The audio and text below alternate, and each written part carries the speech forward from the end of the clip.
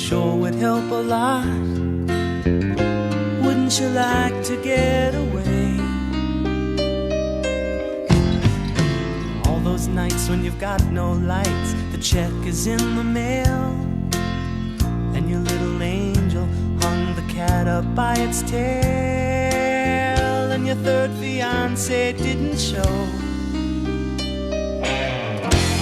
Sometimes you wanna go where everybody knows your name, and they're always glad you came. You wanna be where you can see our troubles are all the same. You wanna be where everybody knows your name. Roll out of bed, Mr. Coffee's dead. The morning's looking bright. And your shrink ran off to Europe and didn't even write. And your husband wants to be a girl. Be glad there's one place in the world where everybody knows your name, and they're always glad you came. You wanna go where people know people are all the same. You wanna go where everybody knows your name.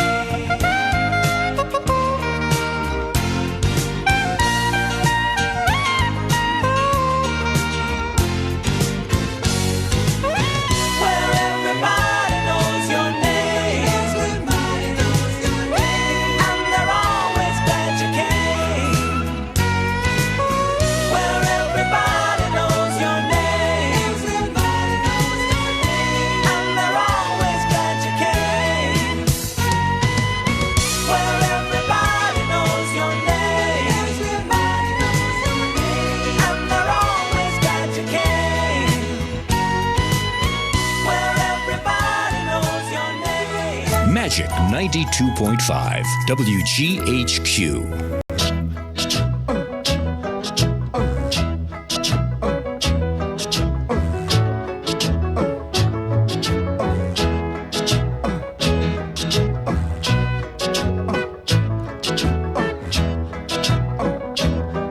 In the summertime, when the weather is high, you can stretch right up and touch the sky. When the weather's fine, you got women on your mind.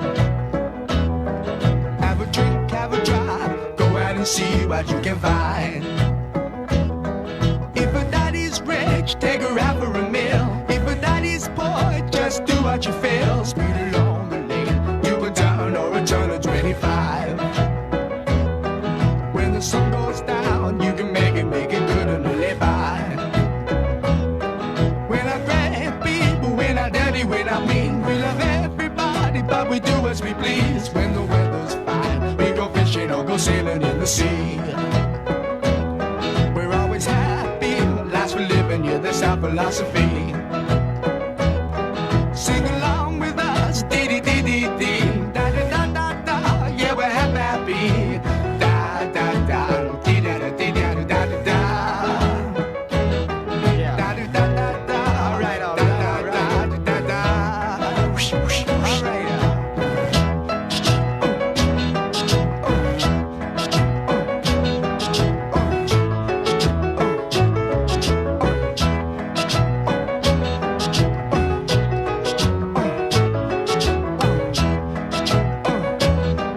When the winter's here, yeah, it's party time. Bring a bottle, wagon back, 'cause it'll soon be summertime. And we'll sing again. We go driving, or maybe we'll settle down. If she's rich, if she's nice, bring your friends, and we'll all go into town.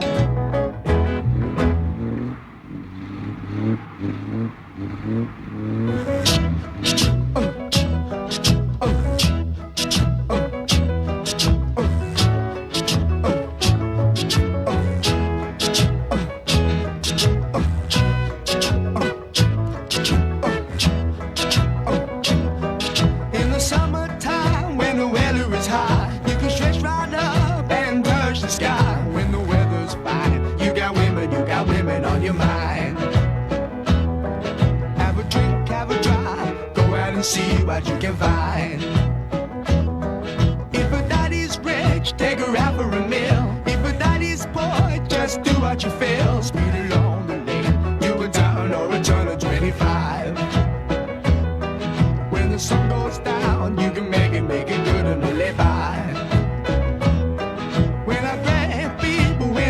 what I mean. We love everybody, but we do as we please. When the weather's fine, we go fishing or go sailing in the sea.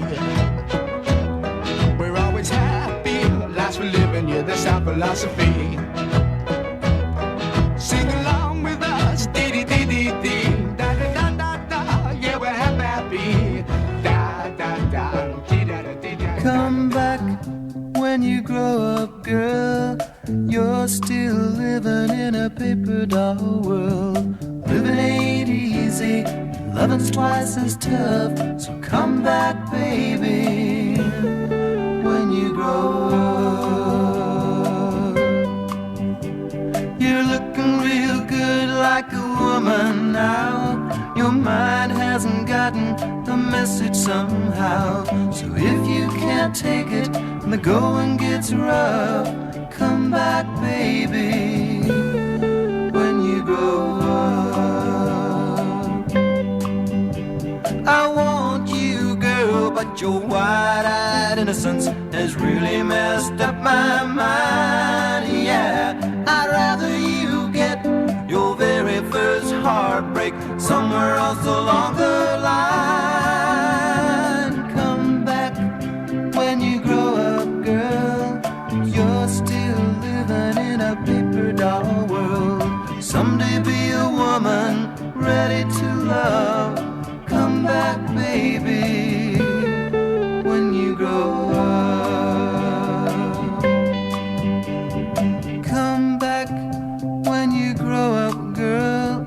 You're still living in a paper doll world. Living ain't easy, loving's twice as tough. Come back, baby, when you grow up.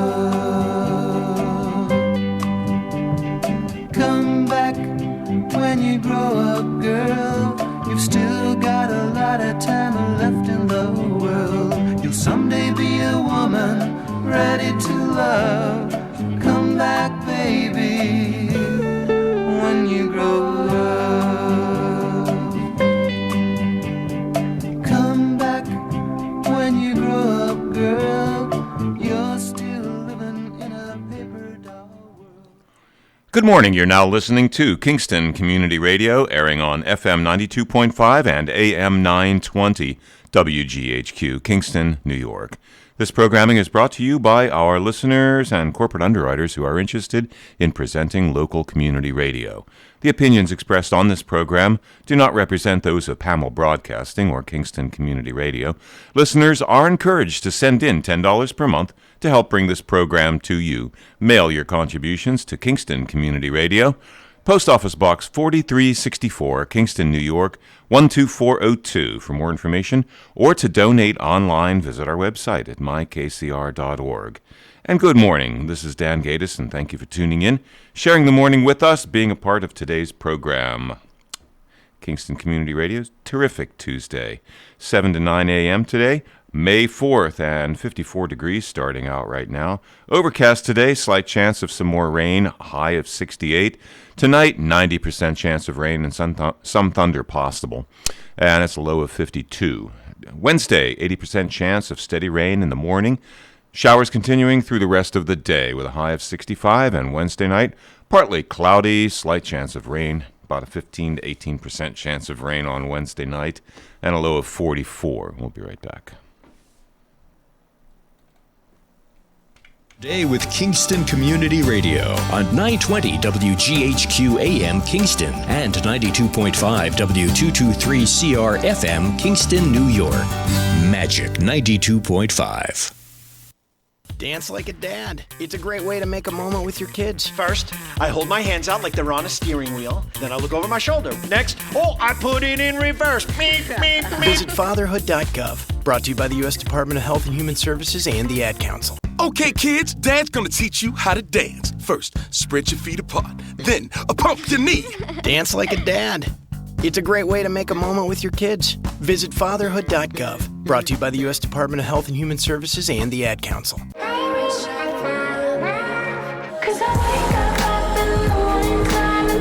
Hey, I'm Haley Kiyoko, and I know what it's like to struggle with mental health issues. If you have a friend that's going through a tough time, now is the perfect moment to reach out. Learn how to start the conversation at seizetheawkward.org. Brought to you by the Ad Council, the American Foundation for Suicide Prevention, and the JED Foundation.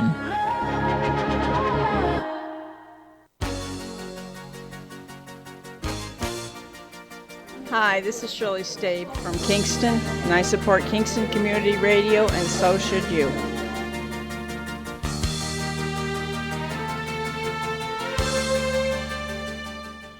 You're listening to KCR, Kingston Community Radio, WGHQ, 920 on your AM dial, 92.5 FM, and streaming online at mykcr.org. 331-9255 is your call-in number. Let's get to the on-air studio with Nina Postupack and Cameron Rylance. Welcome. And it is a terrific Tuesday. It's a rainy Tuesday, A little gloomy, but we need the rain, you know? Yeah, we do. We do. Wash some of the pollen away. Oh, my. You can practically shovel it. Oh. On Fair Street. The maple and the oak trees right now. So I have to go to you because you're our trivia specialist. Oh, you boy. know everything. Oh, boy. What causes a heavy pollen season? Why do we have so much pollen this year? Probably similar to the way trees respond to nature, like last year. Why I bring this up is I remember a year or two ago we had all those acorns and chestnuts. Yes, I do that remember followed a mild winter, so the trees were less damaged and the buds weren't burned up or frozen, and then obviously a wet spring conducive to healthy tree growth and vigorous growth. So more pollen would be more flowering bodies to emit more pollen. Because we've had a rainy, wet spring, Yep. so that's generated the pollen.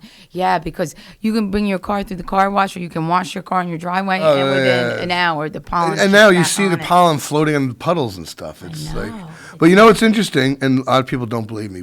And if there's any ENTs out there who could probably back this up, the big pollen, people, the pollen, my allergies, hay fever.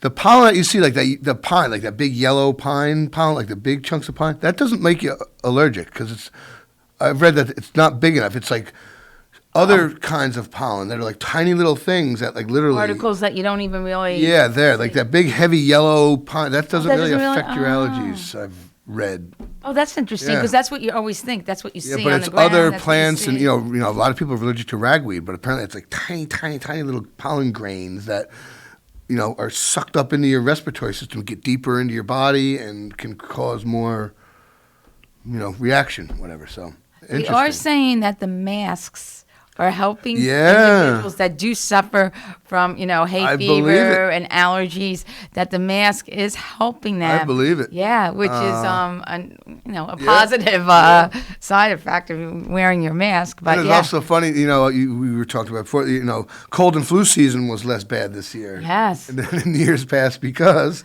of the people were masks. washing their hands. Yes. And wearing masks. So yes. Interesting. It is interesting. Absolutely. And speaking of cold and flu season, right? Every time we come on the air, we have to keep encouraging people get vaccinated. I believe we're up to 52% now in Ulster County, which is fantastic. And 40% are actually completely vaccinated. Yeah, I'm one of those. So we just have to double that number to 80%. And reach herd immunity. Yes. But things are opening up. I was we were chatting off air. Saturday morning, I went to my annual fraternity canoe trip on the Delaware River. A buddy, brother flew in from Arizona. People, Ohio, Virginia, New England. Oh, so all all over the place. Yeah. And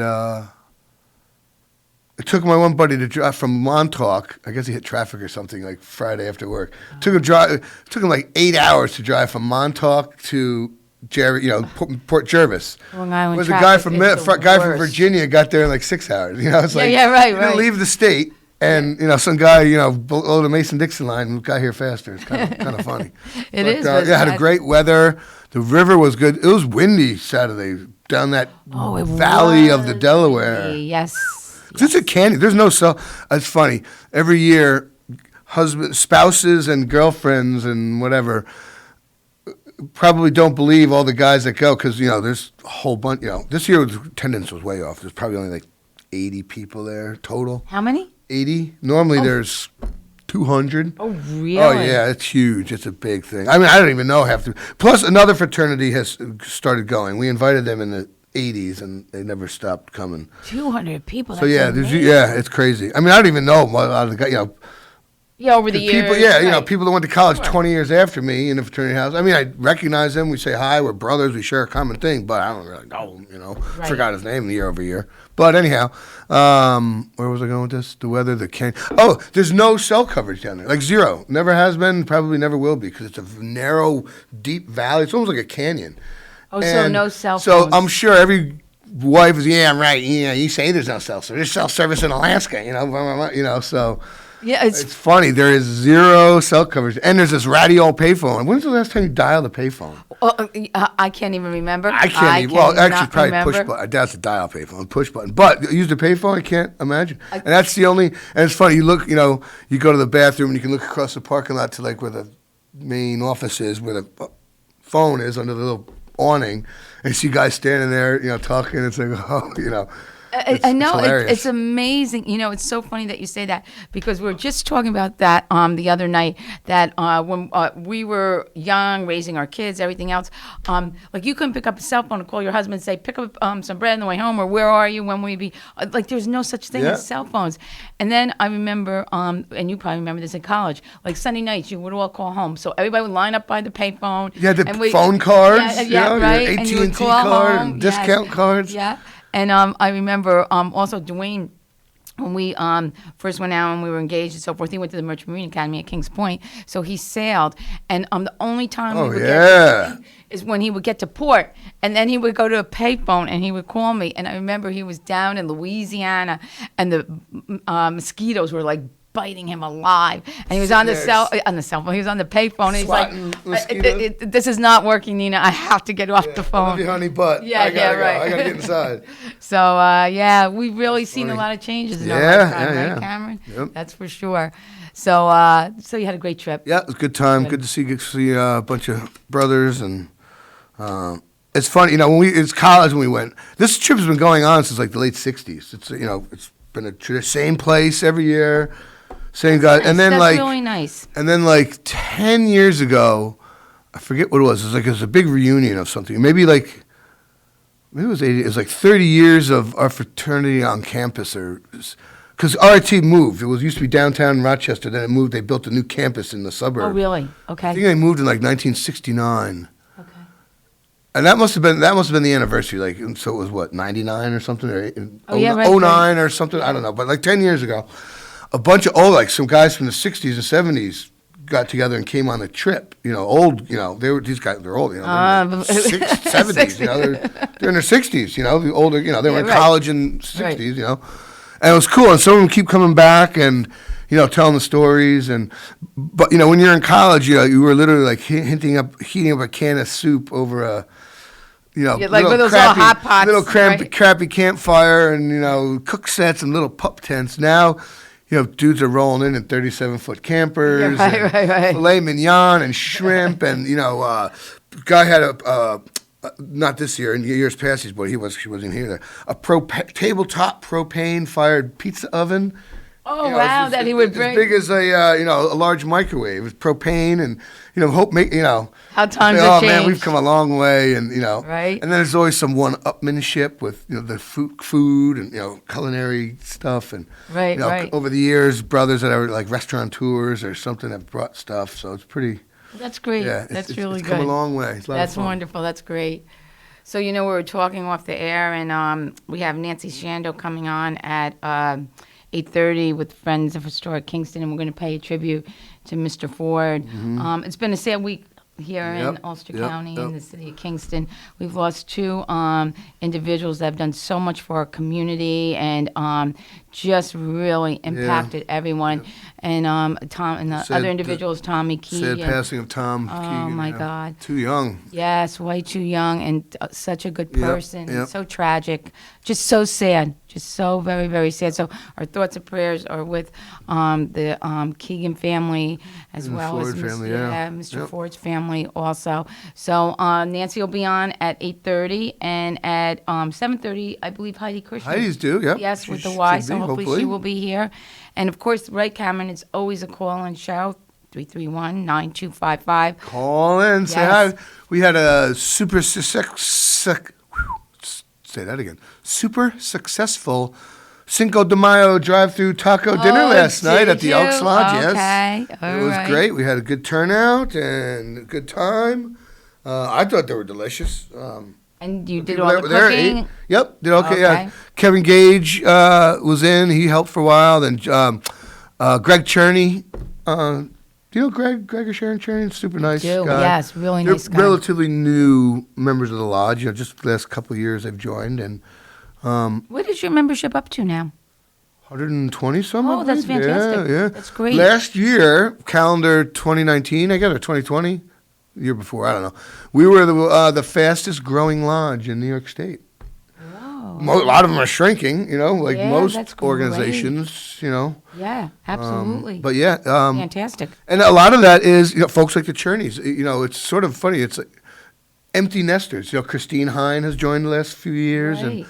and empty nesters, kids who's going off to college, and like, okay, got What some am I extra gonna time do on their now? hands. So you get a couple people involved that, they tell two friends, and they tell two friends. So that has fueled our.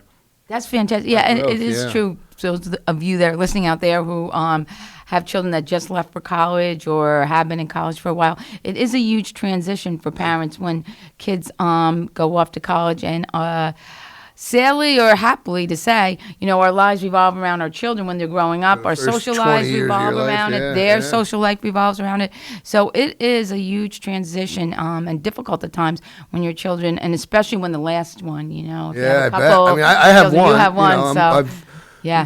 I've been single for more of his life than with someone. Right. And when he's got his driver's license a year ago, whatever, I noticed that he'd be gone for 18 hours at a time, and whatever. And it's like, what am I gonna do? I know that one. Because I'm we're eating busy alone tonight or whatever. It's weird, and it's like he's just down the road. It's not even like he's off away to college. Yeah, right. But when right. it's just the two of you for the most part, you really feel it, know? right? Yeah, yeah, and that right, driver's license, that first step to independence. Yeah, Yes. big time. Yes. Speaking of which, driver's licenses and permits, we had a little bit of conversation about this last week, but now you can do your permit online. You can take your permit test online, I should say. You still had to come into our office to get your permit and to present all your primary documents, but the process is talk about technology and coming into the 21st century. I think the goal of government and the goal of businesses as a whole is to keep people out of the buildings and to do things more online and more accessible to them. Yep. So you can take your permit test online. Once you take your permit test online, you upload all your primary documents. You can do that by taking a picture on your cell phone. You can do it by scanning it in through a scanner and a computer in your home. Once we review all those documents and we feel they're in proper format and they are what you need and required to get a permit, we will approve them, and then you make an appointment to come into our DMV, and we will issue you your permit. So what that does is alleviates sitting in the DMV to take your test, the time that it would take us to review all the documents, though we will look them over again. And please, everyone who's listening, we are human, so we may make a mistake or something may look different when it's uploaded and scanned than when we see it as an original document in person. So, but for the most part, it's supposed to streamline the whole process. So we'll see what happens. Have people been signing up? Taking Yeah, advantage people of have it? been using it. Yeah, Is they there have. a big backlog of kids wanting to get their permit, or people? No, there was back, when we reopened in June, there was a tremendous backlog. But no, that has slowly eased out a little? Yes. Good. As a matter of fact, where our problem is right now, Cameron, is registering vehicles. We're 2 weeks out in registering vehicles to get your enhanced driver's license, which, by the way, the federal government has now extended to May of 2023. 23? Yeah. Oh, good Lord. Yeah, because of the pandemic. So that's for the travel, the enhanced or real ID, and for the flights, for flying? Yes. Yes. So Okay. the renewal of the driver's licenses and the Real ID and enhanced driver's license is where we really were backlogged in the beginning. But now that you can get an appointment tomorrow to get your driver's license renewed. But I think it's because people are putting boats in the water and jet skis and the convertible that was off the road for the winter and people buy new cars historically, springtime. So it's just been tremendously busy with putting new cars on the road. Good. So more sales tax. we're opening up County more revenue, appointments. right? Yeah. It's all revenue. Absolutely. And we are opening up more appointments. We just added 2 more appointments per 15 minutes. To the registration queue. So hopefully that will help a little bit also. So it's been busy in the DMV, tremendously busy. Well, that's probably a bubble too, In a couple of weeks, everyone that's going to register probably may have gotten registered already. Because I saw, I went fishing Friday too. It was great. Oh, yeah, that's right. You Charter said that. boat. Yes. Yeah, Nick Lang, totally hooked. Had a great time. Caught tons of fish. What's interesting, well, not interesting, is it was super windy Friday. I don't know if you remember, whatever. I do. And thank God the wind was out of the west. Isn't that a great picture? Oh, the wind was out of the west. Yeah, that's a monster. If you have it, I wish people could sun, see that. That's actually my favorite picture right there. That's another. So That's how another big monster is that fish? Like 27 inches. That's amazing. There's a slot. And we, the captain, between 18 and 28 inches you can keep. Smaller or bigger, you got to throw back. I forget it. But beautiful sun. The sun was up. It was windy, and if there's a north or south wind, like it always is, 95% of the time in the Hudson, the wind's either up or down. Are you on Facebook? Mm-hmm. You should post that picture. Yeah, that really is amazing, so people can see it. Or post it on KCR, because that's an amazing. With the water looks so blue. I have to tell people that are listening to that. Howling. Oh my gosh! And the sky. It's a lot of blue. A lot of blue, and it's amazing. And the size of that fish, and you can see that you're a little cold in the picture, or a little wind blown. Sunburn, wind blown. Yes. But it's a great day. Nick Lang, if you want to go, striper fishing. Off the hook. Yep, or totally hooked. Off the hook is the food truck. All right, Bobby and Susie's, which is also delicious. Totally delicious. Fresh fish there too. Yeah. So it was a great time. But thank God the wind was out of the west, because it was perpendicular to the flow of the current. So it wasn't. There would have been 6-foot waves out there if it was a north or south wind, especially when the tide turned. But we lucked out. And then I never heard this before, but Nick was saying when the wind's from the west, fishing's the best. And we killed it. I mean, there's a limit. One legal fish per day per person is the limit. So there's 5 of us. We all caught a fish and boated it, and but just catching other fish, catch them, release them. It was just like so much fun. Oh, that's Very great. Productive. Had a great day. Now the one that you keep, you cook. Yep. How was that? That was delicious. Had a nice fish fry on Sunday because I went away Saturday morning. Oh, that's right. Didn't get back till too late Friday night. Plus, I wasn't in the mood for cooking after being on the boat all day. And I went away canoeing on Saturday, my canoe trip. But then Sunday night, came home, set up my propane burner, the cast iron, had a real fish fry. There you go. Delicious. Good. So you did have an eventful weekend, that's for sure. Yep. Yeah, it was busy weekend. Good outdoor weekend. Which are the best, I have to say. And right now, I mean, if you want to be outside here in Ulster County, you have so many opportunities. Just in the city of Kingston alone, the new Kingston Point rail trail, which is fantastic. Of course, all the rail trails up by the reservoir are amazing, as well as, down in Newport and further down south, the Shongam Trail. So yes, by Rockwell Road, that in Kingston that goes through Rosendale all the way out. Yeah, I love that one also. Yeah. And they've redid that. They resurfaced all that over the winter, I believe, or did they? Late fall or spring? Yeah, they fixed it up. I haven't been out there in a while. That rail trail has been around a while. Yes. That was one of the first ones that I can recall. Yes. And so it had been a little bit rutted out. And unfortunately, because it's kind of rural there, in the winter and probably during the day, some motor vehicles wind up on that occasionally, I believe. So snowmobiles, quads, motorcycles. Yep. So that's not the best for it, but hey, I know. What are you going to do? Happens. What can you do? Yeah. Have you been to Newport lately? I went. Not I hadn't really. been probably driven through New Paltz in a year or two. Oh yeah, no, I've been like in the past Since the first 3-4 months. Yeah. Since my first on Easter Sunday, since my first shot of my vaccine, I hadn't been in New Paltz in like a year. Well, south of Hoppus, there's that huge solar farm that's in front of the old quarry, the old nitrolite quarry. Yeah. That thing is huge. It is moving huge. right along, and then. There's that new office building in New Paltz going in on the right-hand side as you're coming into the village up Route 32. Oh, I know. Yeah, nice looking. It's it's like stone and wood, and it's nice building. And it's cool. There's a lot of green things in it. Like the awnings are solar panels, and you can see the way the gutters are. That they're keeping the groundwater on site, and which is wonderful. The way the windows are, there's like passive and active solar, so Right. it's pretty cool. And then at Stewart's across the street. Oh yes. It's beautiful. It's like the biggest Stewart's I've ever seen. I know. The gas pump. I mean the awning. Yeah, canopy awning for the pumps, and it's gorgeous. It's beautiful. New Paltz is really Booming. thrive. Yeah, it really is. Yeah. So, you don't realize till you start to, and especially with the pandemic, people have not been out and about as much. Yeah. You don't realize how much has changed. And like you said, really, it's been a year since people have traveled throughout the county. Yeah. And the changes that have taken place, which is great, which is really. Development. Yeah. Growth, Yeah. yeah. Good to see that. Yeah, that's for sure. So, and I know coming today to the studio, they're really moving along at that at the intersection. Rotary, You're yeah. right. It's Thank starting you to very take much. shape. Right now, you Yeah. can see where it's going to go. Yeah. Yes, you're right, Dan. I would say, what I would love to hear the breakdown of how the logistics went for that system to work, because that is one miraculous work of logistics to I to agree make with that you work 100%. happen. Traffic It's flowing unbelievable, and- yeah. unbelievable.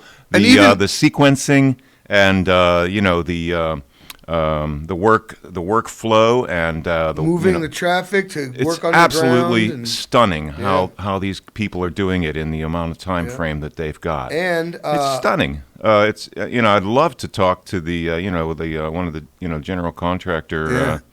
look into that. Yeah. Very seriously. Yeah, no, we said that the same person, thing. engineer, those people yeah. who are leading the team for this general contracting, is just brilliant work. Brilliant work. DOT engineers or Absolutely. something. I'm not sure who. We other than the bumpy roads, we've barely really had anything. I mean, to even complain now, about. that intersection is better than what it was a year ago. there's Exactly. In its less current delays. form, It's better yeah, than what it used to faster. be. Yeah. Because I take that left. I've said it a million times. I take that left from Clinton Avenue, I guess, to Chandler Drive. Oh, yes. And even now, that used to be terrible because I only had room for 2 cars. It was terrible. Right. And now, it puts so much more traffic to the intersection. And then when you don't have to stop, it's going to be great. Yeah, it really is. But there was so much infrastructure that had to go in before they did the circle. They had to reroute lots of different, utilities and Yeah. things like that underground before they started doing this and that. And Yep. It's just been really, Yeah. really And I think extraordinary. it's great how they're really going to enhance the pedestrian aspect of it. Yeah. Because before, I didn't even know how the heck you would cross that intersection. If you're walking up Broadway and got to that intersection, you wanted to go to the Governor Clinton Hotel. Yeah. Short of crossing the street and going You'd have to go all the way down over, the Academy Green. yeah, really. crossing over, Right. whatever. But if you were whatever, you know what I mean. Certain Yeah. angles, you'd be like, how the heck do I get over there? Yeah. Running across 4 lanes of traffic. That doesn't sound very And safe. people are going to use 587 a lot more, I can tell. Yeah, Yeah. absolutely. Good. Get people out of that Clinton Avenue, Plaza Road, Yeah. Oh, yeah, 'cause Main that's Street. Your intersection by Main Yeah. Fair. That's a terrible intersection there. Yeah. I have to say, and I have to admit this, I wasn't sure, and I'm not good with change, so I had to preface it with that. I'm not good with change. So I wasn't sure when they took all the the lights, and did just the crosswalks with the stop signs. I wasn't really happy about that because I was just so used to that, and especially by the county building. I'm like, oh my gosh, there's going to be so much confusion. But it's really worked well. It's alleviated a lot of the congestion that existed there with the traffic lights. I had to say, it's really been a positive with the stop signs. And Yeah, I wasn't a big love it. proponent of it. I really I was love it. concerned. And all over, down Washington Yes. Avenue and Just think about how much less time, how much less pollution is from so few cars not idling for 3 minutes. Yes, that's With true. Yeah. idling, no traffic's crossing There's- you. Yeah, and you're just That- sitting there. well, you know, I know that Fair one light. Street, Yes. Fair Street, John Street. People behave very, very well at regular stop sign intersections. And once you get used to it, the economy of having a stop sign there instead of a light is extraordinary. Those lights cost thousands and thousands of dollars to put up, and all those light poles and the electricity that runs them. Yeah, and the thousands maintenance and the- oh my gosh! And you put up a $200 stop sign. Yeah. Or whatever it costs. Yeah, no And there brainer. you got it. Yeah, really. Yeah, absolutely. And even the pedestrian crossings, much easier than waiting for the light, press the thing to walk. Yeah, no, really's worked out very, very well. So I can see traffic flowing much better, and I hope, I don't know how long the Broadway project is going to be, but right now that's a little difficult to navigate going down Broadway. Yeah. I don't know if you've been down there recently. Couple days ago, yeah. Yeah, me too. And it's a little hard, and I feel bad. You know who it impacts the businesses. Businesses, yeah, Yes, that one yes. side of the, Broadway. So please, if you're, all those businesses are open. I think of Sea Deli. You know, you have to go into the back, into their parking lot in the back to get to it.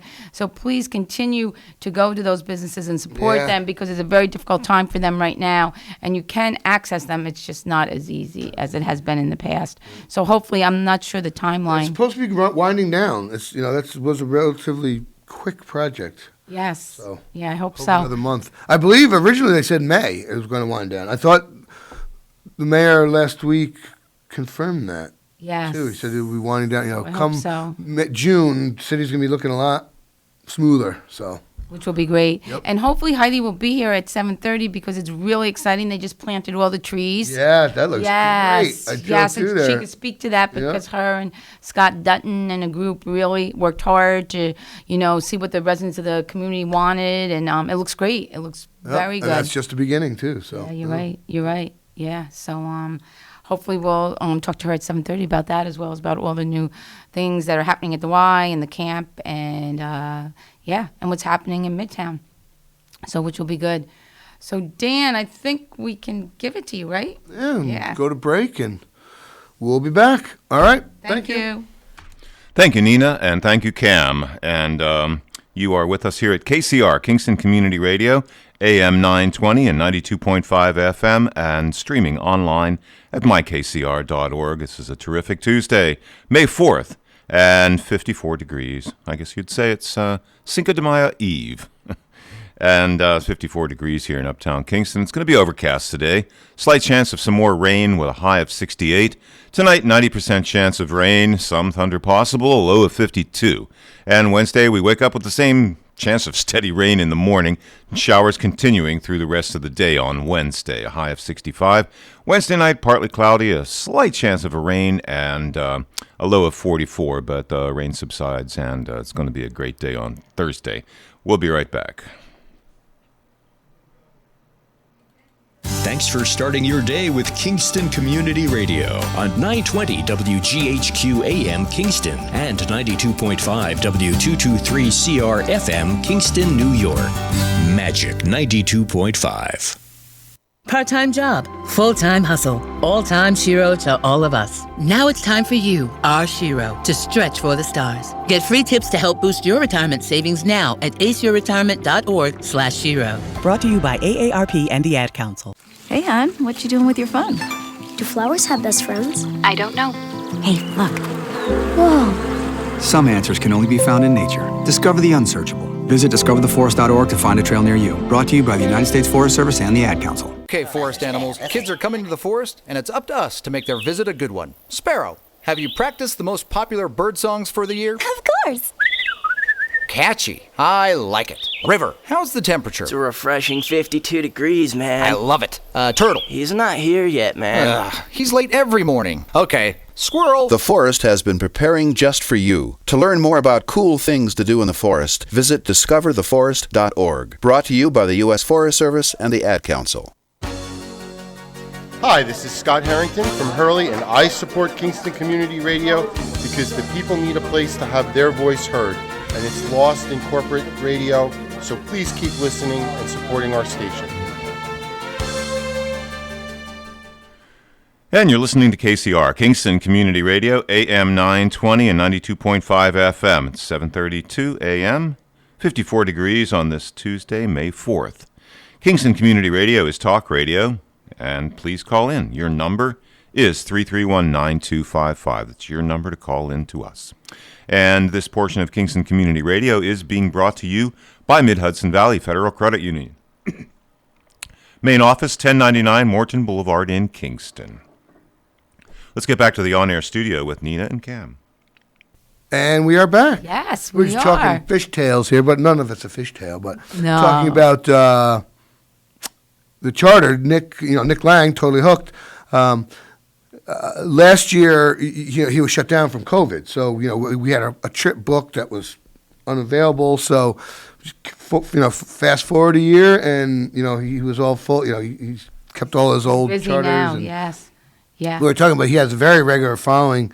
I've been going the last Thursday of April for several years, but he's got other people that are always, the second Tuesday in May or whatever. It's nice. So it's nice when you have a tradition like that and you go with a certain group of people. And, yeah. This is it. You only have, 4 or 5 weeks of striped bass in the Hudson. Then they're going back out to the ocean. Yes. So. Yeah.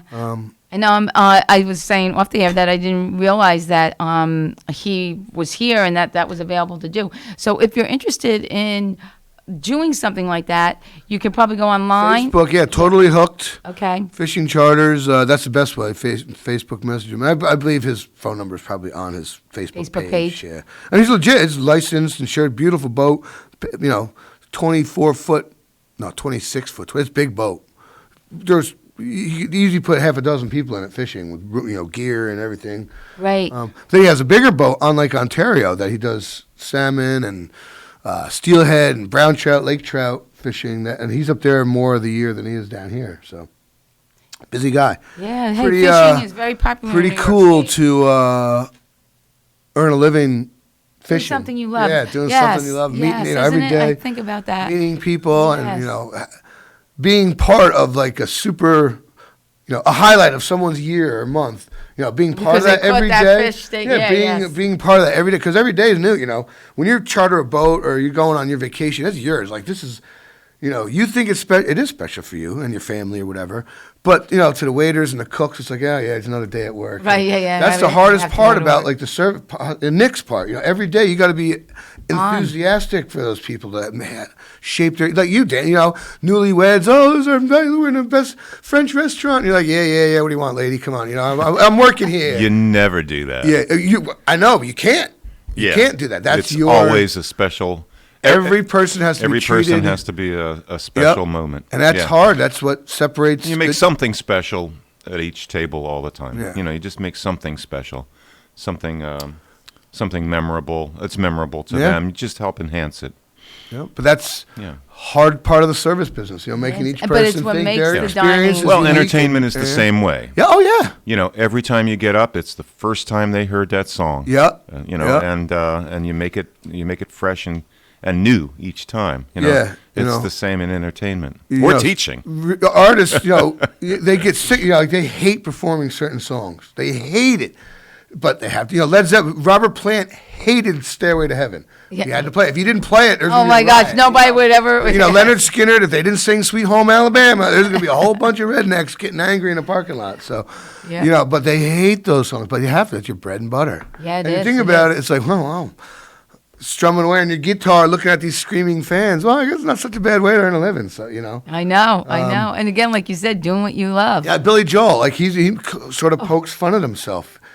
People. He's been criticized for not. You haven't written a new song in 30 years. He hasn't, right? Why? People love. I like singing. Listen, them. I went to his concert. I couldn't do any better. I capped out. And he's great. Yeah, he's awesome. And so he. Within minutes, sells out every single concert he's ever put in. Right, and he was Madison once Square a month Garden. at the Garden. Like once a month at the Garden, sold out. 50,000 people, and 1,000 times. Yeah, and he changes it up too, which is really keeps the audience. But why? Like he'll say, "Which song do you want to hear?" And then he'll say this one or that one, and everybody. Ooh, wait a second, I got to think about that. Okay, okay, I remember. Yeah, but I love the fact that he owns it. He's like, "Yep, You're right. I haven't written a song in 30 years. Don't need to, don't want to. That's right. I like doing what I'm doing. My fans love me, so.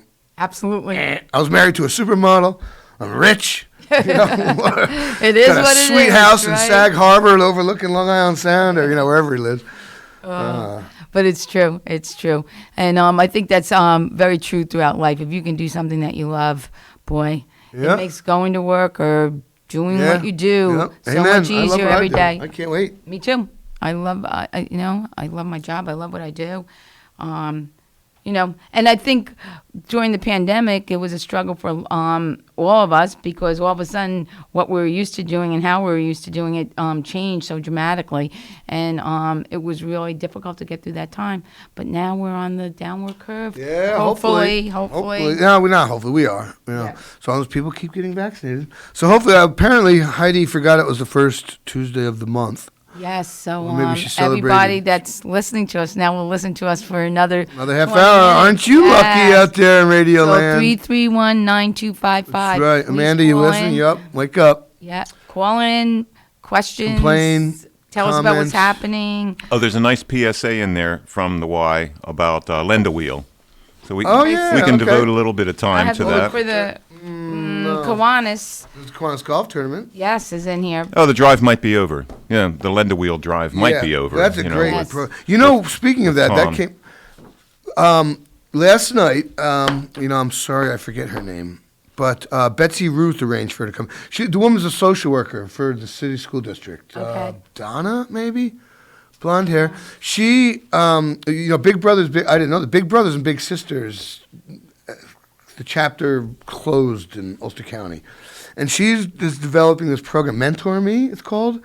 And I've heard it's a mentoring, she's trying to pick up where Big Brothers and Big Sisters left off. And she, through Betsy Ruth, Betsy's a teacher, and, they work together. I can't think of the woman's name. She came and she gave, pitched the Elks to, perhaps you can help through Betsy's urging. Say, hey, I'm an Elk. Come on, I think we can do a help presentation you. for Whether us. we do a little fundraiser for her or whatever, but she's taught, and this is all Ulster County kids. This isn't, Right. Yep. And she developed this. Homelessness in children is a terrible thing. There's a lot of kids homeless. Michael Berg, when he used to come on with Family. Heartbreak. I was almost cried last yes, night. It really is. But I have she to say. developed this package. It's like a sleeping bag, pillow, little unit all in one. And it can be rolled up and stored, and everything's attached so you can't lose it, and it's easy to grab. Part of the problem is, a lot of these single family or, a lot of these homeless children are in single mother, a single parent household. Most of it's the mother. Oftentimes the father's incarcerated or non-existent or gone. Right. And unfortunately there's a lot of transients. So, getting kicked out, moving, couch hopping. So a lot of time, kids it's hard to pick up. If you don't have a car, it's hard to move. It's hard to pick up your mattress and your bed frame and move to a new apartment or whatever. You can't do it. Right. So very often these children are sleeping on the floor in the corners on their dirty clothes for cushioning. So she bit this thing, sleep. I forget, it has a cool name, Sleep Buddy or something like that. So it's this pad, sleeping bag, blanket, pillow thing that you can roll out like a bedroll. But it can be rolled up, it has straps. Colorful. The Bruderhof, I know, has been making them for her with them, and she's given out almost 100 of them through the shelter when kids are in the shelter, doing that.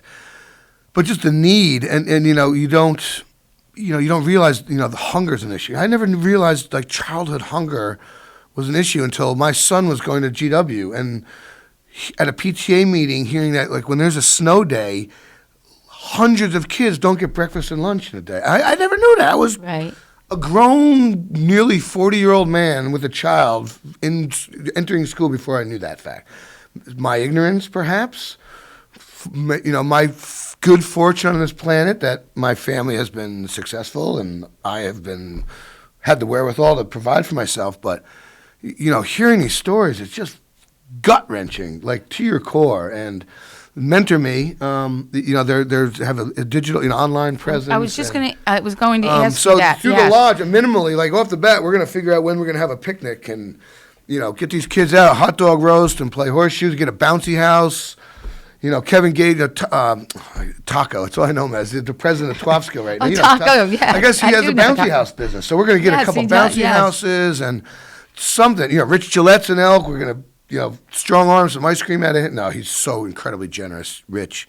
Get some ice cream from him and just, a lot of these kids have never left. Very generous. The kids have never left Ulster County. They've never gone on they don't go to school. That's how she started this program, by addressing the truancy and knocking on doors saying, hello, Miss Jones, hello, are you home? And the little kid answers the door and says, oh, why aren't you in school? Oh, I don't know where mommy is, and she didn't wake me up to go to school. I didn't know how to go to school or whatever. And terrible things. And I just to offer just a few hours of respite is like the minimum that we can do. And, so I just pulled up her website. It's Mentor Me of Ulster County, and its mission is to match at-risk youth to mentors focused on the whole person wellness and supportive relationships. And there's a screening process and background checks. That's by law. All that has to happen, as well as she's a social worker for the school district, so she has skin in the game. So she's gonna doing her due diligence, but she has like 40 mentors that are trained and ready to go, but it's all, she said it's all middle-aged Caucasian women. She has very few men and no one of color. Yes, it's Stephanie Kresser? Yes, that's it, yes. Stephanie Kresser, yes, and she's actually an attendant social worker, so you're right. Yeah. That's how it all started, because she would be checking on students who weren't, middle school. Yep. We're talking about we're talking young. Middle school is what, 4th through 7th? Now it's 5th grade through 8th grade, whatever. Okay. Yeah.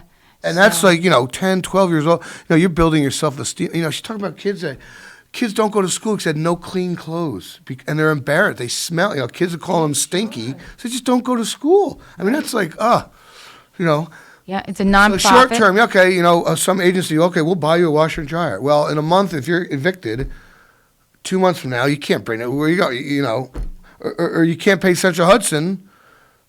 You don't have any lights, right? Let alone running your dryer, and it's like, oh my goodness, it's like thank your lucky stars. That, absolutely. And if you're within the sound of my voice, thank your lucky stars that you are not, in the situation they are, man.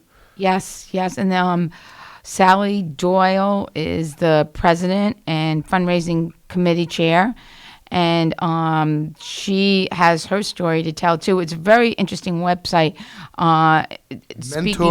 Mentor Me. And then Susan Nelson from the Bruderhof is My Sleeper Committee. My Sleeper, that's it. My Sleeper. Well, it's cool. It's, it's a complete little bedroom. Whether, she said, whether you're on the concrete floor of the Budget 19 Motor Inn, or, you're, a lot of these kids are being raised by their grandparents. You're on, right. In the corner of some other kid's bedroom in your grandmother's house or whatever. It's. Yeah. Yes, absolutely. And Lisa and Artie Fiore are the program and events committee co-chair. So go on the website, Mentor Me, and find out more about what Stephanie is doing. It's a 501c3 corporate registered, absolutely. And they've just developed the capability to. Like the gym, a recurring payment, like $19 a month. $19 a month is what their goal is, get people signed up for. She said, that's what my Planet Fitness dues was. She said, I'm not getting any skinnier, so I quit the gym and, send it to, start it up her own. Right. Yeah, absolutely. So, they that level of sophistication exists where they can, do a recurring payment, what 19, that's 2 Starbucks coffees a week for a month. You know what I mean? Yeah. I know people are slipping down 4 of them a day. Yes. $12 a day on coffee. So, Absolutely. And there is a phone number on the website, 481-2296, if you want to reach out to Stephanie. And they're out of Port Union. So they're in the town of East Opus. Very worthwhile. Yeah, it was totally. And this is right literally down the street, down our street, wherever you live in Ulster County, right down your street, there's people, food insecurity or ACEs, adolescent childhood experience, or adverse childhood experience. Yes. This is the current buzzword. And that could be, witnessing domestic violence, watching your parents beat each other up. Yes. Sadly, she said it's devastating how many of these children have seen overdoses, perhaps not fatal, but, sitting there. Well, in the Boys and Girls Club, we have the Youth of the Year. So every year, students, members of the club compete for Youth of the Year. And 2 years ago, it was before the pandemic, the young lady who won Youth of the Year told a story, and I don't think there was a dry eye in the whole room. And her story was about walking into the house, and her mother had overdosed, and she found her in the bed, overdose, and it wasn't the first time. And she called 911, and the experience and how that has impacted her entire life. So you're absolutely right, Cameron. You don't realize, and yet I knew her from the club, and you would never know. Meeting her, or seeing her at the club in her environment with her friends and so forth, the trauma she had been through and what she had seen until she got up. And it takes a lot of courage to get up and speak about those types of things that you've experienced in your life that really were traumatic and hurtful to you. So, yeah. So mentor me, it's just like the Boys and Girls Club. And there is, a dignity component to all this. There is, absolutely. No one wants to be in the position they're in, or if you're in a bad situation, no one wants to be there. Right. Children are victims. They can't control their, it's 8-year-old child has zero input on their lot in life. They're totally dependent on the people around them. And absolutely. When there is no one around you, or the people around you are incapable of taking care of themselves through drugs or whatever, it's... Yeah. That's why the school system is so important, because they're really the safety net for a lot of these children that are struggling right now, and that's why it's so important to get back to full-time school and having these children in the classroom, because without seeing them, hearing them, you can't be that protector that they need. Food insecurity issues that you never even think about. Horrible. I feel guilty. I'm a sensitive. I'm a softie at heart. Whatever. It's. Next time you're at a high-end market and you're debating, T-bone or not, there's people thinking about hot dogs or beans. What am I eating tonight? Yeah, absolutely. Man, it's scary. So. It really is. We should at some point, maybe we can work on, I know we have a couple of slots for guests, getting someone in from the school district just to speak about some of the issues and things for the public. She'd come here in a minute. I know... she's speaking to the Kiwanis Club in the near future. Yeah, so we should try to get her on the air and come and speak about mentoring. Bring your box of tissues that day, Nina, because if she starts telling... This is right in King. I mean, she does. She sees this every day. God. Sad. Very, very sad. So, yeah. And, it's... you look at many of these organizations that are there to help children, to help families. I was involved for a while with the United Way, and Stacy Ryan and Sue Marcy, and the work that they do is just absolutely phenomenal. Yes, they provide, yeah. And Stacy just has a tremendous amount of energy, commitment, and dedication to the community. And there was a time when United Way, people questioned where the money would go. Does it go to corporate and so forth? And all the money you donate to United Way here in Ulster County stays in Ulster County. And I know every year they do their drive in the fall. Yep. Yes, their appeal in the fall. So please consider it.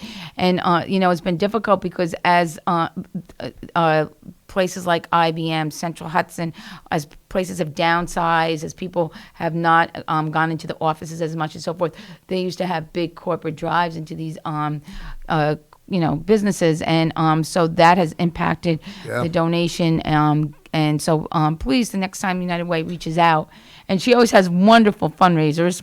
Dancing with the Stars. I mean, I was a judge one year. It's great. So hopefully now that the pandemic is, next year we'll be able to do Dancing with the Stars again, because it is a fun event.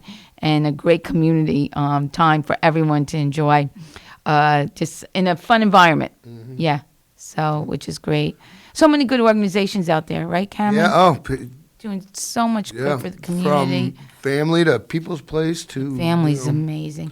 I have to say, in my role as county clerk, I've had people reach out to me who, are really struggling or have that one moment in time where they just need someone to help them. And anytime I've reached out to family, they have always been there. Even if at the end they weren't able to completely help that individual, they have never said no. Send them over. Let me sit down. Let me see what we can do for them. Resource. Yeah. Yeah, they really are amazing. And I know. For a while, Michael Berg and family had been on the radio with us, and some of to hear the whole history of how family started and what Michael did out of one room up in Woodstock to the organization that it is today is just an amazing story. Which, if you go again online and you Google Family of Woodstock and read the history of it, it's phenomenal what he's accomplished. It really is, and so important for the community. Oh yeah, so important.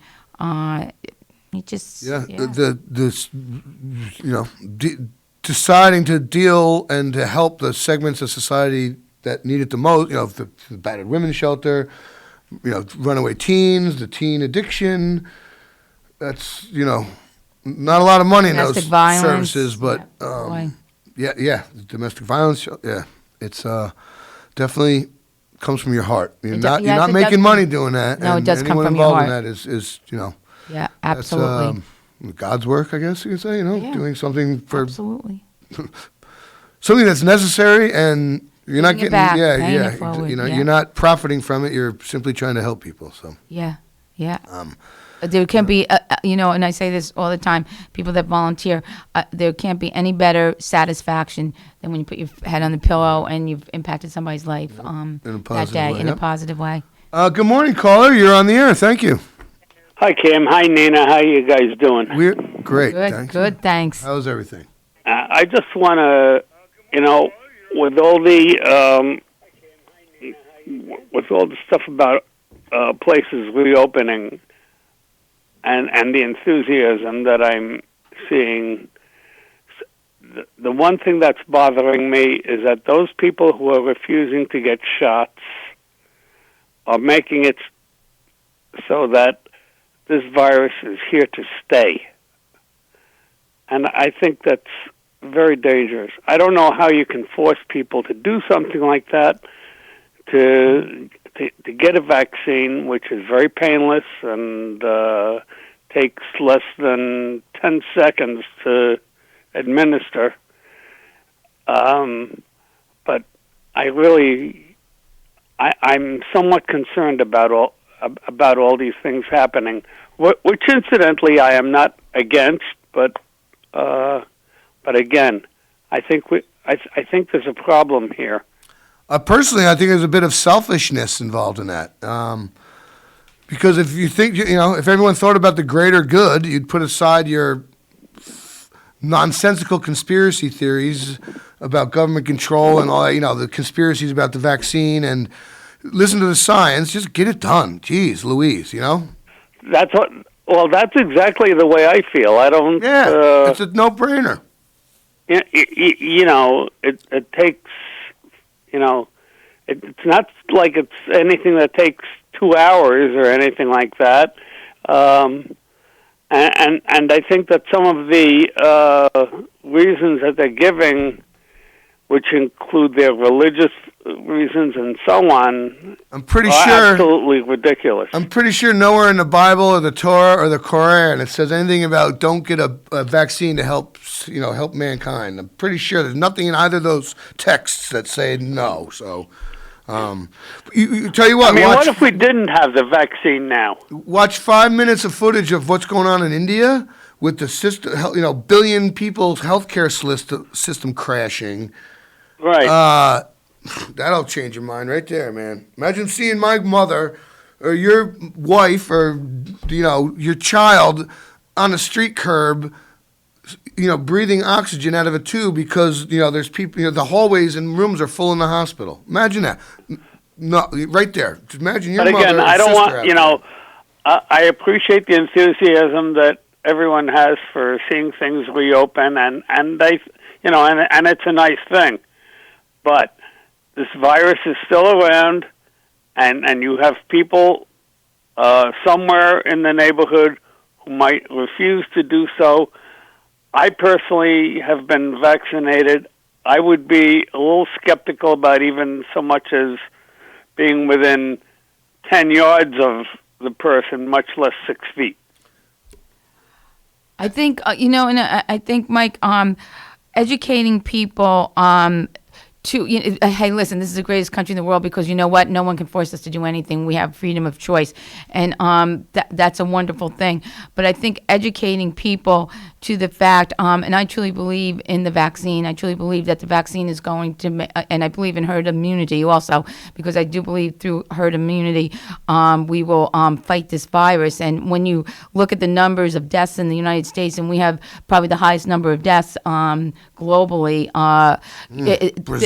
it's real. COVID is real. It's here, and we need to do everything we can to protect our children, our grandchildren, and I really think educating yourself, listening to the doctors, listening to the medical profession, listening to people, and I know there's people in the medical profession that are refusing to get it, and I think we have to really communicate to people what this vaccine is about, and the side effects, and really are not things that people. I think there's a preconceived notion there that's incorrect, and the more that we can educate them, the more that we can get that word out. I think. And incidentally, the side effects are much less painful than the COVID itself. Absolutely. Yeah. Absolutely. I mean, I remember being told to drink plenty of water and maybe take a Tylenol if you feel some pain. Yeah. And Mike, I don't mean to. I mean, how terrible can that be? Yeah, I hear you. I certainly wouldn't want to, and the hospitals are still somewhat deluged with COVID patients. It's expensive. you're going to end up paying something for that. I'm just concerned as to whether we might not be jumping the gun a bit. I did read an interesting statistic that people like you, Cameron, over 55 years old, really it's a very high percentage that have actually had the vaccine. It's really the younger people that are the ones that are not getting the vaccine. And I know that. So I know we had to go to break, but it's a very interesting and timely have a good discussion. day. Bye-bye. Okay, thanks, All right, Mike, thank you. All right, at the top of the look at another half hour. And it's the variant strains that are going to come roaring back that are should be scary, make you want to get a vaccine itself. The next variant might be deadly, so who knows? All right, let's go to break. Thank you, Nina, and thank you, Cam, and thank you. A fantastic and rousing and very, very important segment. We missed Heidi Kirshner, but the organizations that they talked about this last half hour were critical. Mentor Me, wonderful half hour. KCR is Kingston Community Radio, WGHQ AM 920 and 92.5 FM. Tuesday, May 4th, and 55 degrees now here in Uptown Kingston. And this last portion of Kingston Community Radio has been brought to you by Mid-Hudson Valley Federal Credit Union, 1099 Morton Boulevard in Kingston, and many locations throughout the Mid-Hudson Valley. And weather and forecast for the next few days. Overcast today, a slight chance of some more rain, a high of 68. Tonight, 90% chance of rain, some thunder possible, a low of 52. Wednesday, 80% chance of steady rain in the morning and showers continuing through the rest of the day. High of 65. We'll get that rain out of the way on Wednesday. Wednesday night, partly cloudy, slight chance of rain still. Overnight, a low of 44, and Thursday is going to be a sunny day along with some clouds. A high of 62, and Thursday night, partly cloudy early, and then with increasing clouds overnight. Low near 40. We'll be right back.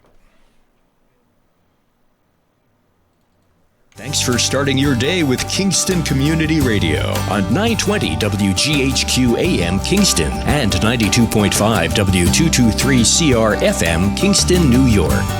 Magic 92.5. We are Lions. We bring hope where it's needed. We are a global force for good. Support causes that matter. Change lives. Change communities. Change the world. We can do more together than we can alone. Join in. Experience the joy of serving. Be part of the movement. Give back. Let's unite the world for good. We are Lions. You can be too. Visit weserve.org. Hi, this is Tony Marmo from Norman Staffing, and we've been bringing together employers and job seekers since 1980. If you're an employer and have job vacancies, let Norman Staffing help fill them with permanent or temporary workers. We screen, interview, and recommend the best candidates for your company. We make the employment process easier and faster for you. Please call Norman Staffing for your employment needs at 338-9111, 338-9111, or normanstaffing.com.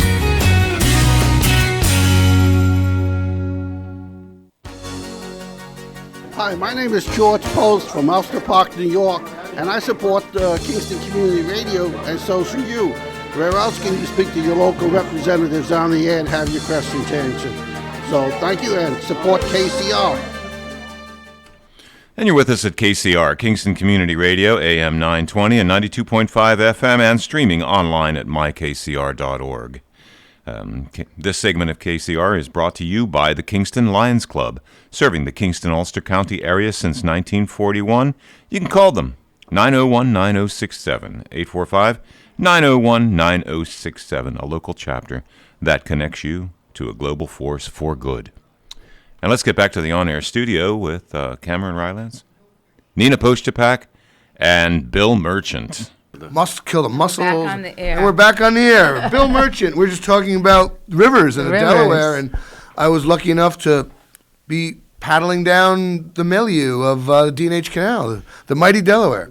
Obviously, you spent all your time looking at the remains of the D&H Canal, I did. right? I mean, that's what I did. Who wouldn't? The bottom of a beer can and the stonework along the riverbank. So we're talking to Bill Merchant, who is, what is your proper title? Well, I'm the Deputy Director for Collections, Historian and Curator at the D&H Canal Historical Society. And much, much more than that. I have a whole bunch of other affiliations, Yes. but it just really, we only have a half hour. That's right, there you go. Right, Luthier. Right? Well, I'm still a Luthier, you know. Yeah. Oh, till death, right? And before we get started, we should mention that there are no birthdays. No birthdays. No one celebrated a birthday today. I think this might be the birthday of the famous jazz bassist Ron Carter. Okay. I'm pretty sure which today's the 4th. Yep. Yeah. Yes. May the it's Star Wars Day. May the 4th be with you. May the 4th be with you. International Star Wars Day. I've done worked on his basses over the years. That's cool. Is he classical jazz or fusion? Well, it's funny. He wanted to be a classical musician. He studied at Eastman, but in the 1950s, a very famous composer, conductor said, "Ron, America's not ready for a black man in an orchestra." And so he went into jazz and is the most recorded jazz bassist in America. Really? Huh. If not the world, I think. Wow. The most famous guy for playing jazz on the upright bass. He wow. played with the seminal Miles Davis trio, or not trio, but a band back in the early 60s. And I kind of took it from there. But he's on all sorts of records and stuff. Wow, that's cool. A long and storied career. So since she didn't have a birthday, that's but I right. think we have to. Mourn the loss of Ed Ford. I know that's your next guest. Yes, with Nancy. Yes. But I can't be on Kingston Radio today and not. As a historian, as a fellow historian, yes. An inspiration to all of us in a good long life. God bless him, but we'll miss him. Yes, he amazing man, right? What he did for this community. Yeah, and the for history community. I mean, no matter who went to him and when, right? He was always willing, able to lend a hand, to help. Yeah, and his personal archive. Oh yes, amazing. Gifted, so I think that it pays to be generous as a historian because I agree. Historians there are some historians that think they own what they find and they want to keep it, but it's really all of ours. And I find when I'm generous, people get generous 100%. back. I just had a friend of mine, Paul King, who's a professor at the City College of Technology, is an architecture architect and architecture professor. He's writing Roebling Before the Bridge. Oh, wow. He knows more about John Roebling than you can shake a stick at. Now I forgot where I was going with it. Don't you hate that? Oh, yeah, the gifting. He shares his data. Yes, Or thank you shares there. his. So he recently sent me. I need help sometimes. It's always when you're doing a presentation, you have those moments like, oh boy. Oh yes. You just go to the audience at that point. No, he recently sent me 1845 Virginia Advertiser. Middle of nowhere kind of thing, right? Well, that's not. Virginians don't feel that way. And it's a front page letter in response to something, but it's from the D&H president, John Wirtz. Oh. And in it, he defends, he basically says, so the Wirtz brothers were Quakers. And we thought for the entire run of the canal, they didn't operate on Sundays. Well, that wasn't quite true. Towards the end of the season, you're 24/7 because you don't want your boat to get... After church, we'll start up the boats You don't want your boat to get ice in. But for the most part, so this letter, first off, it says that they didn't start closing on Sundays till 1832. Well, John Wirtz doesn't become president until 31, so presumably it's his thing. But this is now how many years later? But in it, he basically says, it's no accident we are the most successful coal company in America, and we honor the Sabbath. And if there was a clearer connection between their religious beliefs, right.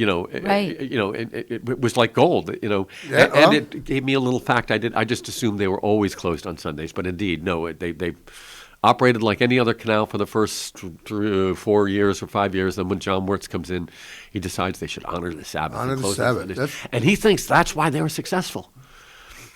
There's one, I don't have it memorized the closing quote, but it's basically, it's no accident we're the most successful coal company, and we. But Well, see, if you have a sharing day that of one rest, letter. if you have a day of rest, you can work harder the other 6 days. Well, there is something to that. Yeah, There is.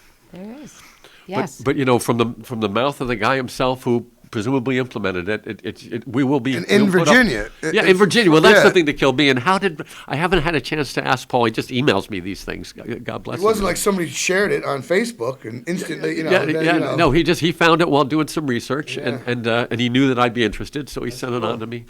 Yeah. And I shared it with our exhibits design team, and I was fortunate enough to purchase last December a portrait of John Wirtz from the family that I've been trying to get for 2 years, 3 years. So now that's painting or photograph? It's a painting of John Wirtz that probably hung in one of the D&H offices. He was revered. He worked so hard for the company, I've probably mentioned this here before, that he gets a year-and-a-half paid jaunt to Europe in 1850 into 51. He had tired himself working for but he made them successful. Philip Pone is their first president, steps down when he gets elected mayor.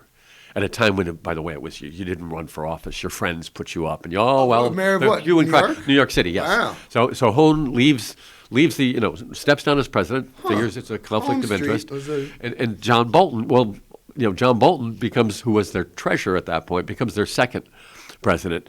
He wasn't very well liked. There was a move to try and rename Eddyville Bolton, and it was the only that I know of, the only D&H town renaming that didn't take. And I always think, gee, nobody liked him. Why would they rename it? Right. Is there any tie to Bolton Landing up in the Adirondacks? That's a good question. My parents used to live in Bolton Landing. I've never thought to see, it's not a common enough.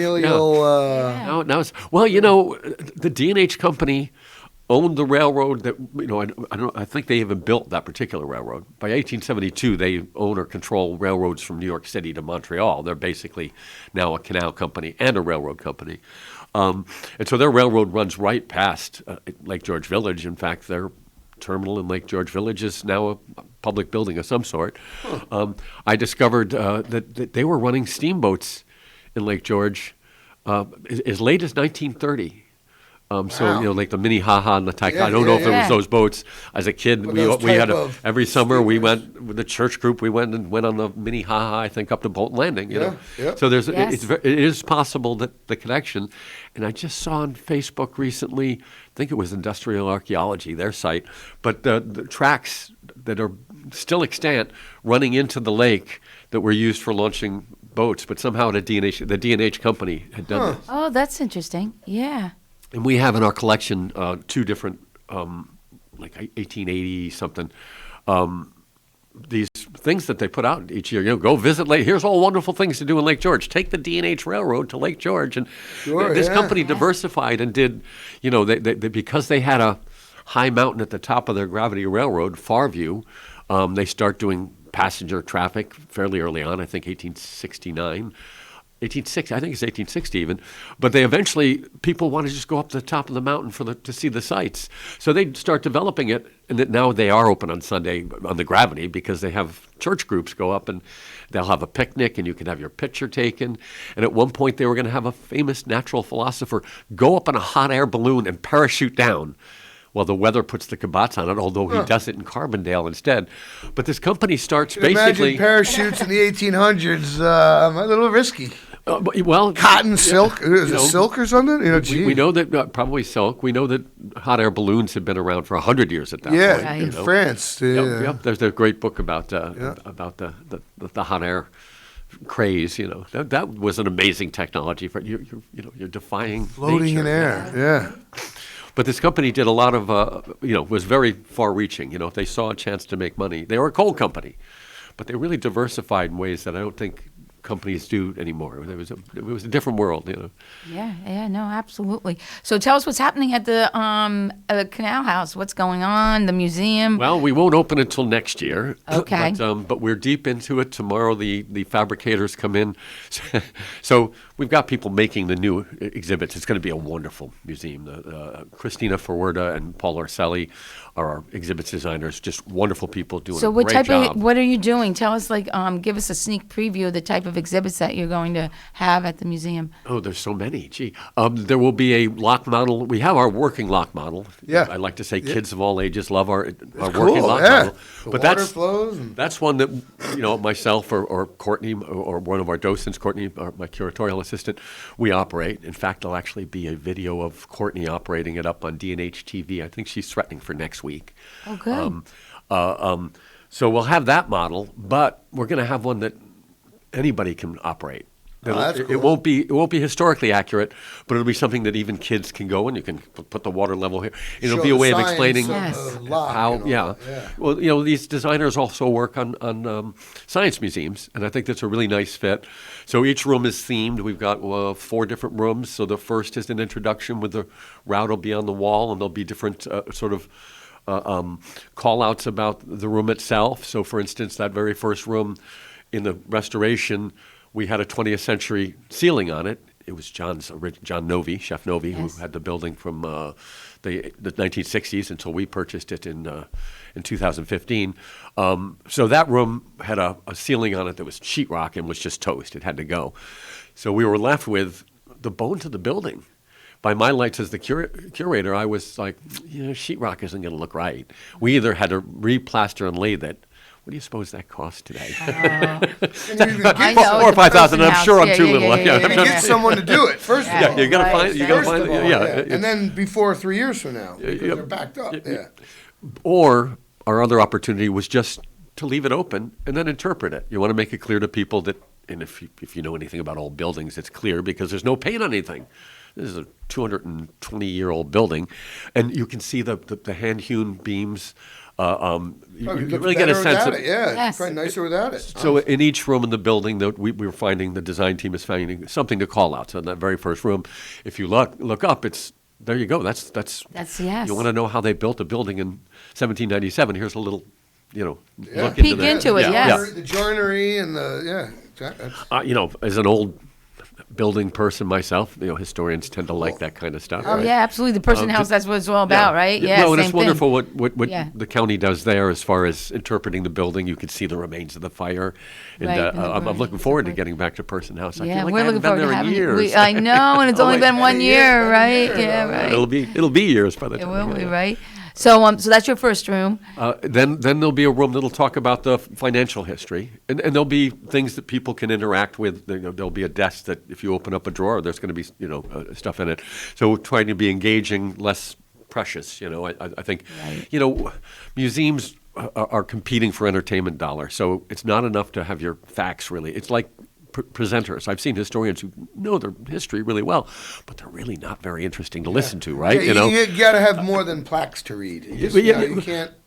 I'm cool with that, but modern day. It's got to be more engaging, yeah. Yes, You more know, you're coming up interactive. from the city for a weekend upstate. You got to keep the kids entertained, and Well, and so you have to appeal to a large group. We want to make the kind of attraction that people will be rewarded by making repeat visits. So there's going to be a lot. There'll be more than people can take on in one thing. So that next room will be about the financial history, first $1 million private enterprise in American history. I recently looked up what that would be today, and it's some 39,475,000 or something ridiculous like that. Some huge figure. And so talking about the financing of the canal and the effects that it had, and we found some great new, did you know there was a wonderful glass factory in the middle of Ellenville. It had its own loading key. They were bringing sand up from New Jersey, up the Atlantic, up the Hudson River into Ellenville, and then making glassware and shipping it out. Wow. Well, to this day, the canals in England are used for ceramics. You have less breakage when you move stuff by water. Oh yeah, Yeah, that's less a good jostling. Yeah, no, so I was able to buy on eBay, on an online auction, 2 whiskey bottles. Fairly rare. There's from Ellenville Glass. On the bottom, you see the whole thing. So Oh, that's great. Oh, wow, that's cool. New display items that we'll be putting on. And then we have a room that'll talk about the technology. So about John Roebling, that's where the working lock models will be. There'll be the one for special events or weekends we'll have operated, but there'll be one that anybody can go and sort of work out how a lock really worked. You're going to let the water in here, close that there, and float the boat in. Release the water. Cool. Yes. And there'll be some of the. We have a great little. It's not really a diorama. It shows it's an accurate gravity railroad car with the braking system they used, and it's on a track. Because the gravity railroad was inclined, it's installed inclined. This was in our earlier museum. It's one of the things that the design team thought bore keeping on display, and anybody can let the railroad car roll down, and they can stop it with the brakes. Oh, that's great. That would probably have to have 2 parallel tracks, right? An up track and a down track. Originally, it was a loop. Originally, it was single tracked, and they just had sidings. So they had spots along to this day, railroads. So they'd have a spot where one set of cars could go when the second would pass. I can't imagine what who's the traffic manager for that? Yeah, How do you make sure, right? Yeah, That seems like a job that, So the gravity got improved and enlarged, I think it was 5 times. And each time they made it the first more efficient. So it was the gravity railroad, but it actually used mule power, it used steam power, it used water power. And at least to bring things up. Yeah. So it was called the gravity because it used the weight of all the cars were connected. Originally, they were supposed to be connected with chain. We weren't making very good iron in 1829 here in America. In fact, the strapping for the gravity tracks was purchased in England. Just 2-inch by 1/2-inch iron strapping, but we didn't have the capability. So the gravity used to use chains. Well, chains were breaking. These cars are 4 tons apiece, and I've read sources that claim there are only 4 cars in a row, but they're clearly wrong because I have many images of a dozen cars or more. You can imagine the havoc when a chain breaks on a 4-ton per car. Very dangerous. A lot of people lost their life. Not a happy story. So John Jervis he's forced to go over to hemp rope in the I think it's 1830 or 31. Annual report. There's a line item, $4,000 some odd for hemp rope for the gravity and other things, but it was a huge expenditure. And because they closed on Sunday, this is a 17-mile long, up and down railway. Employees Saturday night went out and pulled all 17 miles of hemp rope, brought it indoors, and then put it back out Monday morning. Can you imagine? Not a job I would like. How big was the rope? I think it had to be decent. Probably. Yeah. Oh my God. There may be a primary source that actually gives that detail. I'll have to look around for that. So in 1844, John Augustus Roebling has left Germany because the Napoleonic Wars. Things are crazy. Germany wasn't a country yet. Germany was some 40 city-states. Bavaria, Bohemia, Saxony, and Austria, But anyway, John Augustus Roebling had studied civil engineering. He comes here to start a farm in western Pennsylvania, which is kind of mind-boggling because he had no background as a farmer. Western Pennsylvania is not very flat. Well, here's the thing too. A lot of Germans had already settled in Pennsylvania in the 18th century, and they had taken on. Well, not even these were farmers. Coal miners. The coal miners come later. So all the good land was taken. So Saxonburg is the town that John German descent. Roebling and his compatriots, although they all kind of get they're all going to go to one place, but that doesn't happen. They start sheep farming. Not surprisingly, they're not very good at that. So he heard about making wire rope. They start making wire rope on his farm in Saxonburg, and he starts selling it to the gravity railroads. They're the very first buyers of his wire rope. In fact, I recently learned that the D&H Gravity Railroad was the first gravity railroad in that era. Oh. So in 1844... So was he like drawing out wire and wrapping it, or he purchases the wire and then they have to braid it, So people get confused about Roebling's wire rope because his suspension bridges sometimes used wire rope for the hangers, but sometimes they used straight iron. Rods, it varied, but he used cable. But the cable wasn't like braided, so I can get you aircraft cable. I use it on double bases, in fact. But you can buy that braided. Right? Well, it's even braided. It's okay. But it's made just like rope. So there's the wire rope, but when he built his suspension bridges and aqueducts, that's just individual wires, continuous, run back and forth, because otherwise they're not going to carry the load right. If it's not each wire. Yeah, it was laid out on site. There's, I remember reading about the Brooklyn Bridge. The trams back and forth and back and forth and back. Drawing the little strands out. So every individual wire spliced as you ran out of the last drum of wire. You got the next one. Then they were all painted and then wrapped. And that wire rope at the Roebling Aqueduct down on the Delaware has to be. It's a highway bridge. It has to be inspected X number. So about 10 years ago, inspected as good as the day it was put in. Just really that lead paint they used back then. Well, yeah, that's part of it. Yeah, it is. How smart would we be if we hadn't been sitting around with all that lead paint? Oh well, eating chips, those tasty sweet paint chips. But now we have to travel into the fourth room, and what's going to be? There we go. Good for you. And the fourth room will be. It was John Novy's bar. It's in the 1827 edition. So the canal is starting to be built by 1827. It's actually holding water in New York State, and they're using it. They're training people and moving material. So they build an extension. So that'll be the tavern room. It'll be the social history. So the picture of the painting of John Wirtz will be there. There'll be a facsimile of that wonderful article. So you want to know how their religion informed them. Right. According to them, it was really important. The hand of God had a.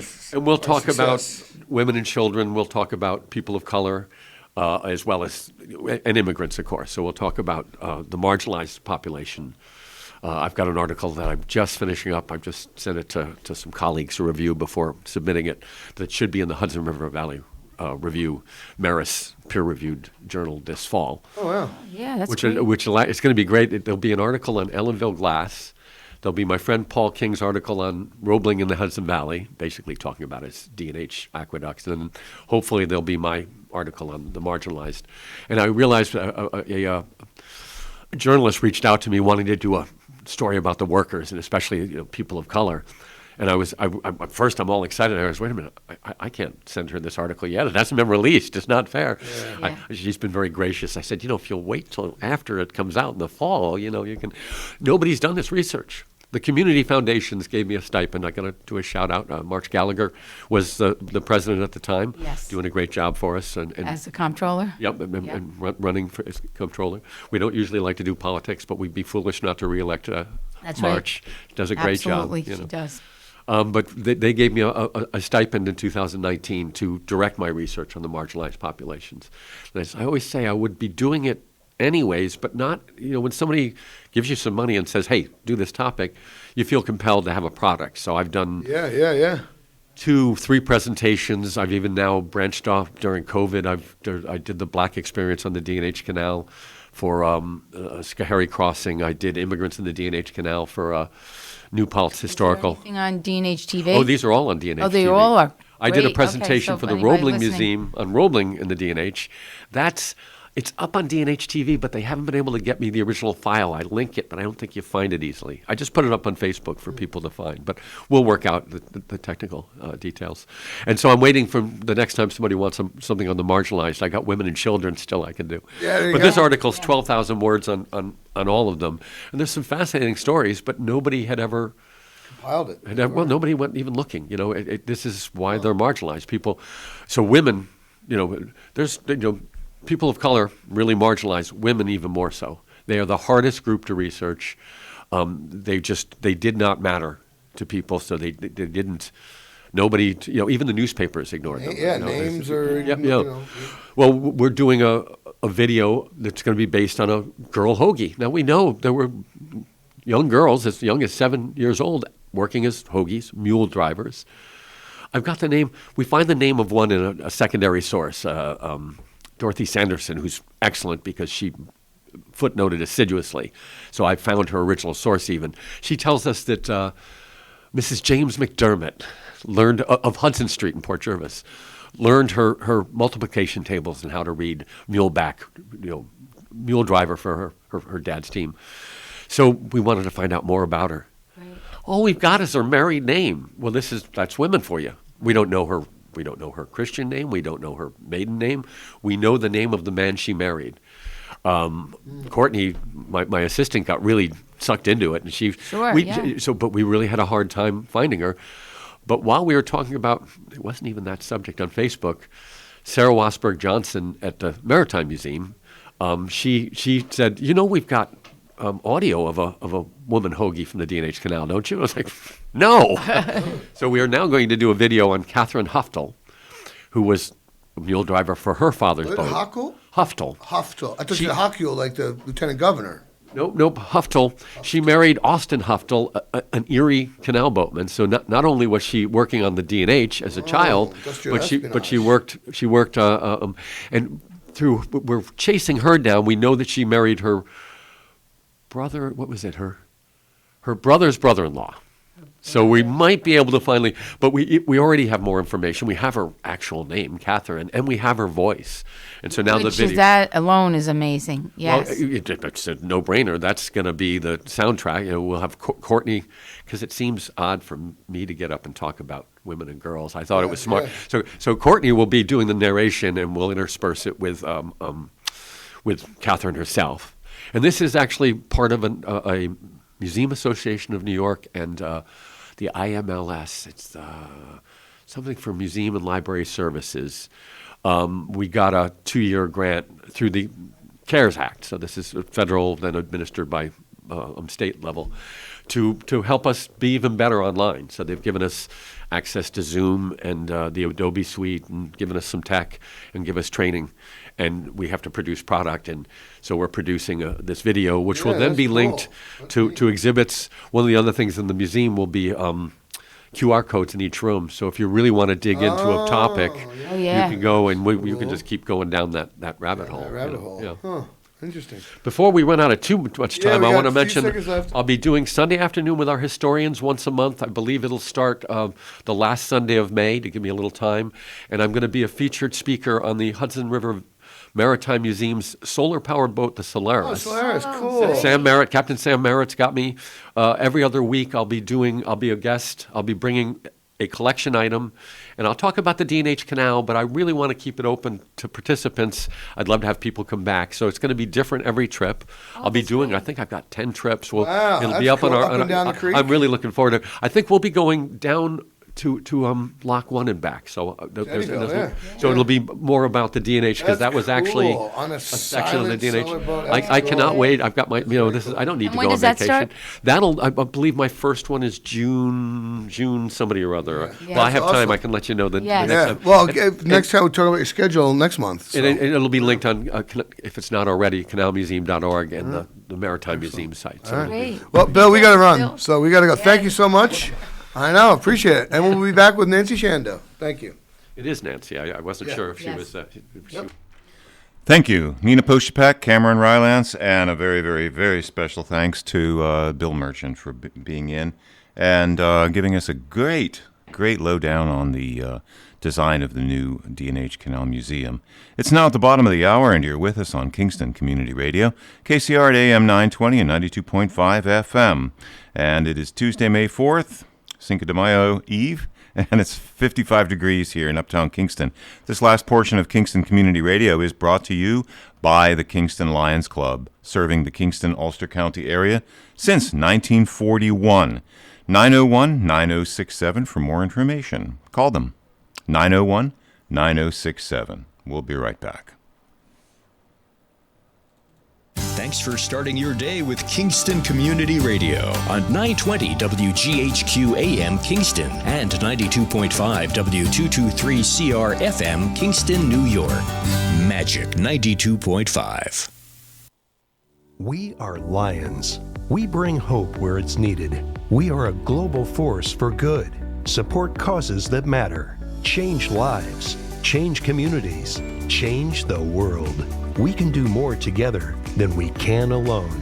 Join in. Experience the joy of serving. Be part of the movement. Give back. Let's unite the world for good. We are Lions. You can be too. Visit weserve.org. Hi, this is Tony Marmo from Norman Staffing, and we've been bringing together employers and job seekers since 1980. If you're an employer and have job vacancies, let Norman Staffing help fill them with permanent or temporary workers. We screen, interview, and recommend the best candidates for your company. We make the employment process easier and faster for you. Please call Norman Staffing for your employment needs at 338-9111, 338-9111, or normanstaffing.com.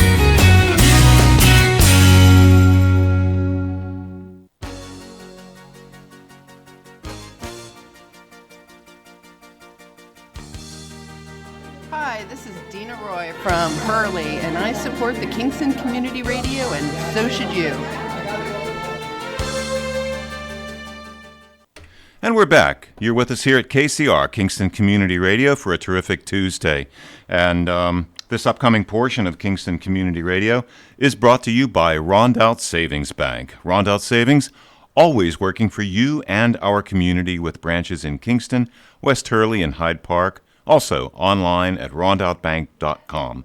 Equal housing lender, member FDIC. The weather and forecast for today and through Thursday. Overcast, slight chance of some rain, high of 68. Tonight, 90% chance of rain, some thunder possible, a low of 52. Wednesday, 80% chance of steady rain in the morning, showers continuing through the rest of the day, high of 65.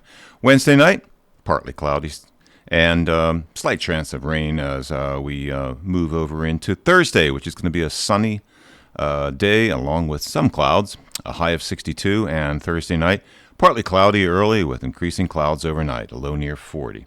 Well, let's get back to the on-air studio with Nina Postupack, Cameron Rylance, and our new guest will be on in just a moment.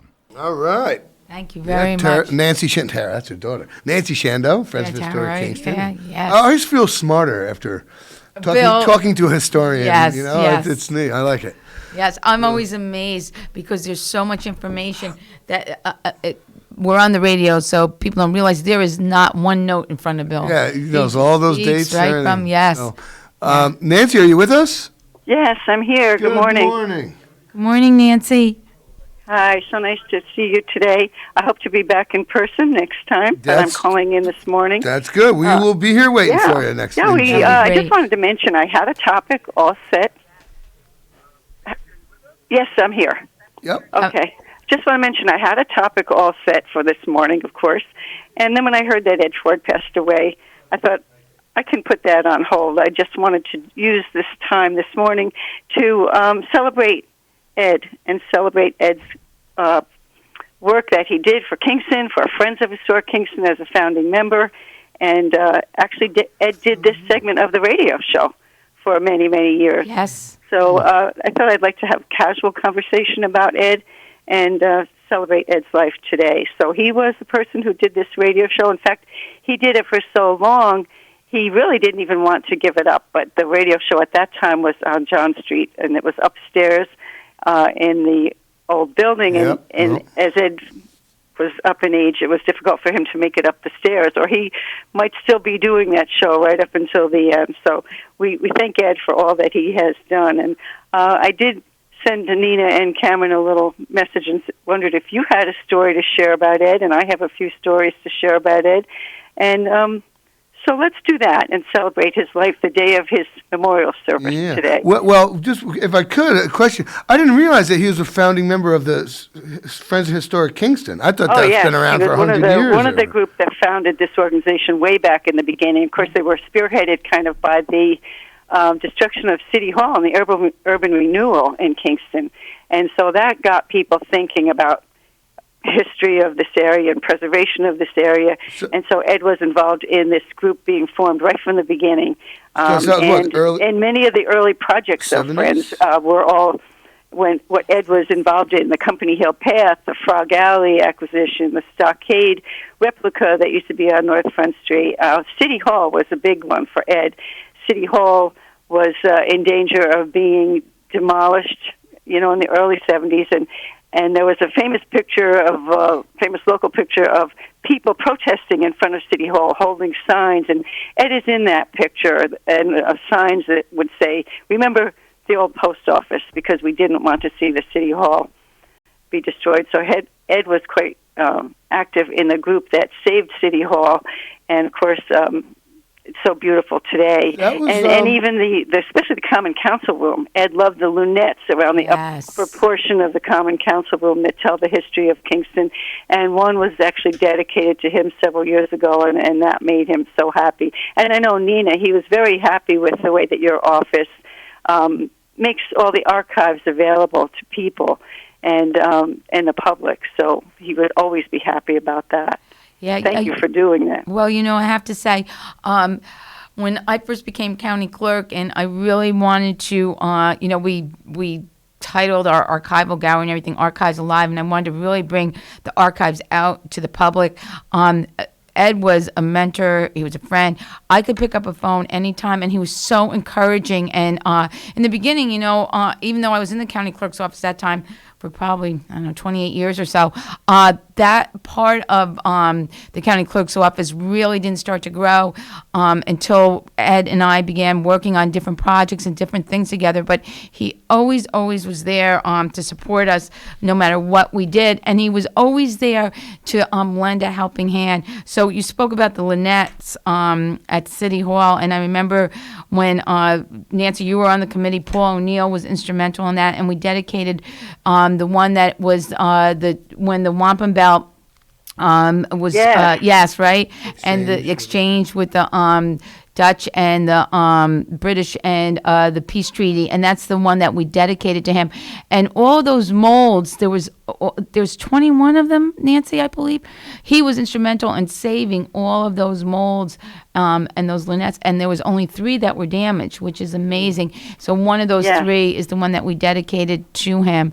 And just to speak about how the community loved him so much, Paul initiated this committee, and we were able to raise the money, and it was costly to put that to do that lunette, and but people loved Ed and loved what he did for the community, and just rallied around him. His 100th birthday party, right, Nancy? Another time with the community support. Mm-hmm.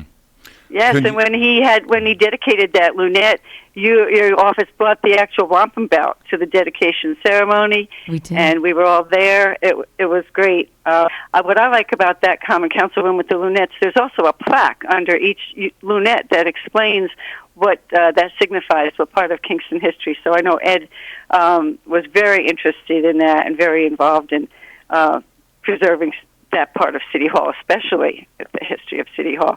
So Ed was, one of the founding members of Friends of Historic Kingston, and so through all these years, he served as a member, officer, special advisor to the board of Historic Kingston, and we're going to miss him a great deal, but we thank him for all that he did for Friends. I have a story. I know it might be interesting to Nina about Ed. When I was getting ready to do a walking tour of the old Dutch graveyard at one point for Friends of Kingston, and I was researching the graves that are there and trying to find Christopher Tappan. And I know Nina has been involved in all aspects of trying to find information about Christopher Tappan for years, who was the deputy county clerk for so many years back at Revolutionary times. And I was standing with Ed behind the old Dutch church looking at some of the Tappan headstones from the 1700s, 1800s, and said to Ed, there's Christopher Tappan, that's the grandfather of Christopher Tappan, and there's another Tappan, but there's no Christopher Tappan, and I just was so disappointed that we couldn't find him so he could be, mentioned on the tour that I was going to give.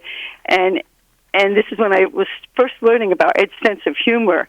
He stood next to the gravestone and looked at the church, and he said, well, when Christopher Tappan was alive, he was a great supporter of and I think he's a great supporter of the church today. And he looked at the foundation, and then it hit me what he was talking about.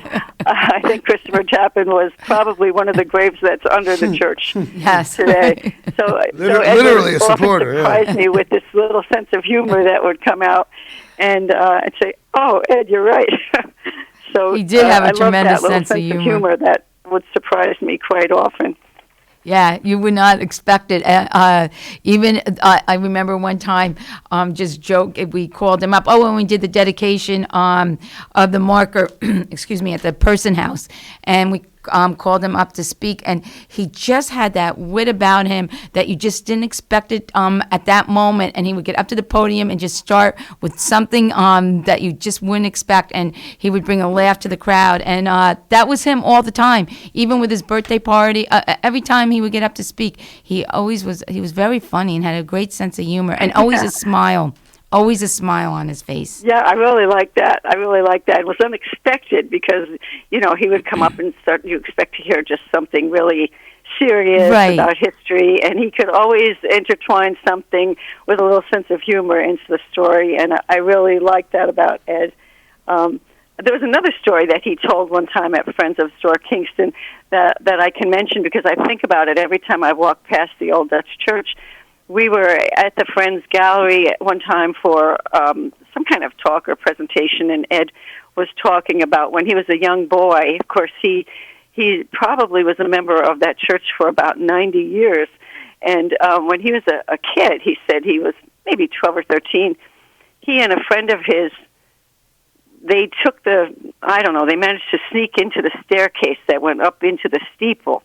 And they were supposed to be up there, but they were just exploring. And they walked up higher and higher and higher, and he was telling this story. And they got up really high, and they saw a little hatch on the wall, or a little doorway. And so his friend opened the hatch and poked his head out, and then Ed poked his head out, and they looked outside, and they were way up in the clock of the church tower. And there's a little door up there. If you go past that clock and look at it, Ed and his friend opened that door and peeked out. Well, they didn't expect it, but there was a lot of people out on the sidewalk and in the area, and somebody looked up and said, "Look," and pointed up to them. And, they thought they were going to be in big trouble. But Ed's friend just started popping his head in and out and saying, "Cuckoo, cuckoo, cuckoo." And all the people that were watching just laughed. And then Ed and his friend came down and didn't end up getting in a lot of trouble anyway. But I thought when I walk by there, I often think of Ed being up there with his friend in the clock tower. Cuckoo so clock. He had so many stories like that. That's funny. He could share with us. That's yes. funny. Now, was Ed born in Kingston, do you know? No, Ed was born in Highland. Oh, okay. I moved to Kingston when he was about 10 years old with his family. But he did attend he's a new guy. school He's a here. newcomer. He attended Kingston High School, graduated from Kingston High School in 1936. Then he went to New Paltz Normal School, graduated in 1939. Then he, shortly after that, of course, was in World War II. He went away in the service. I know Ed told me he was stationed in South America at one point during the war years. He was doing weather for the service. He was in the weather headquarters there. And so he came home after the war quite late. I think he was telling me one time by the time he got home was quite late compared to some of the other service people that got home earlier. Of course, the European people, that war ended first, so they started bringing those troops home, and then the Pacific people were coming later, but Ed was quite late, probably about early 1946, I think, by the time he came home, because I was surprised at that. But he had a lot of stories to tell, and there's so many things that he was involved in here.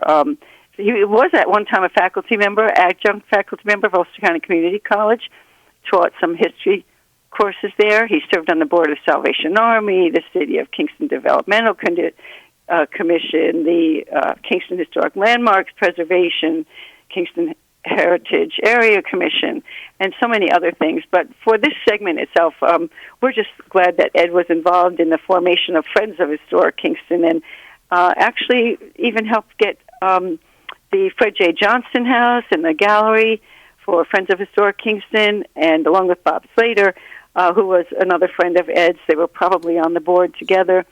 So Ed was so involved in all these things, like I said, the company paths, the Sharp Burying Ground. He was on the committee for being responsible for trying to bring that around. And he was also always interested in the Friends of Historic Kingston archives, securing collections that could tell the history of Kingston, and getting some more collections for the Friends.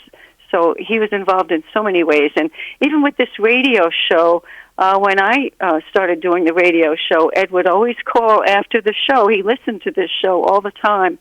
And he would call after the show and thank me for doing it and say, "Oh, it was great." He was always so positive. Right? Oh, by the way, that was 1870, not 1871, right? Could correct you on something.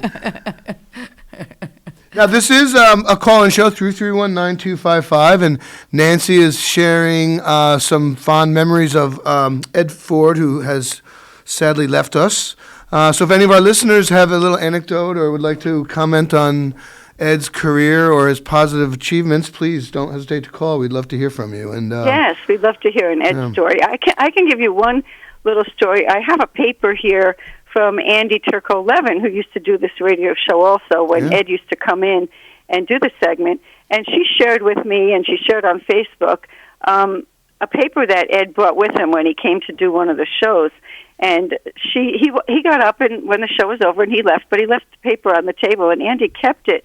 And the paper says 10 Reasons to Appreciate Kingston. So I thought I'd like to read that today. This is a note that Ed brought when he did one of his radio shows here. So I'll read the 10 that he has on this list in Ed's handwriting. Number 1, Kingston First Capital. Number 2, New York State Constitution. Number 3, Ulster County Courthouse. Number 4, Senate House. Number 5, Stockade. Number 6, Dutch Stone Houses.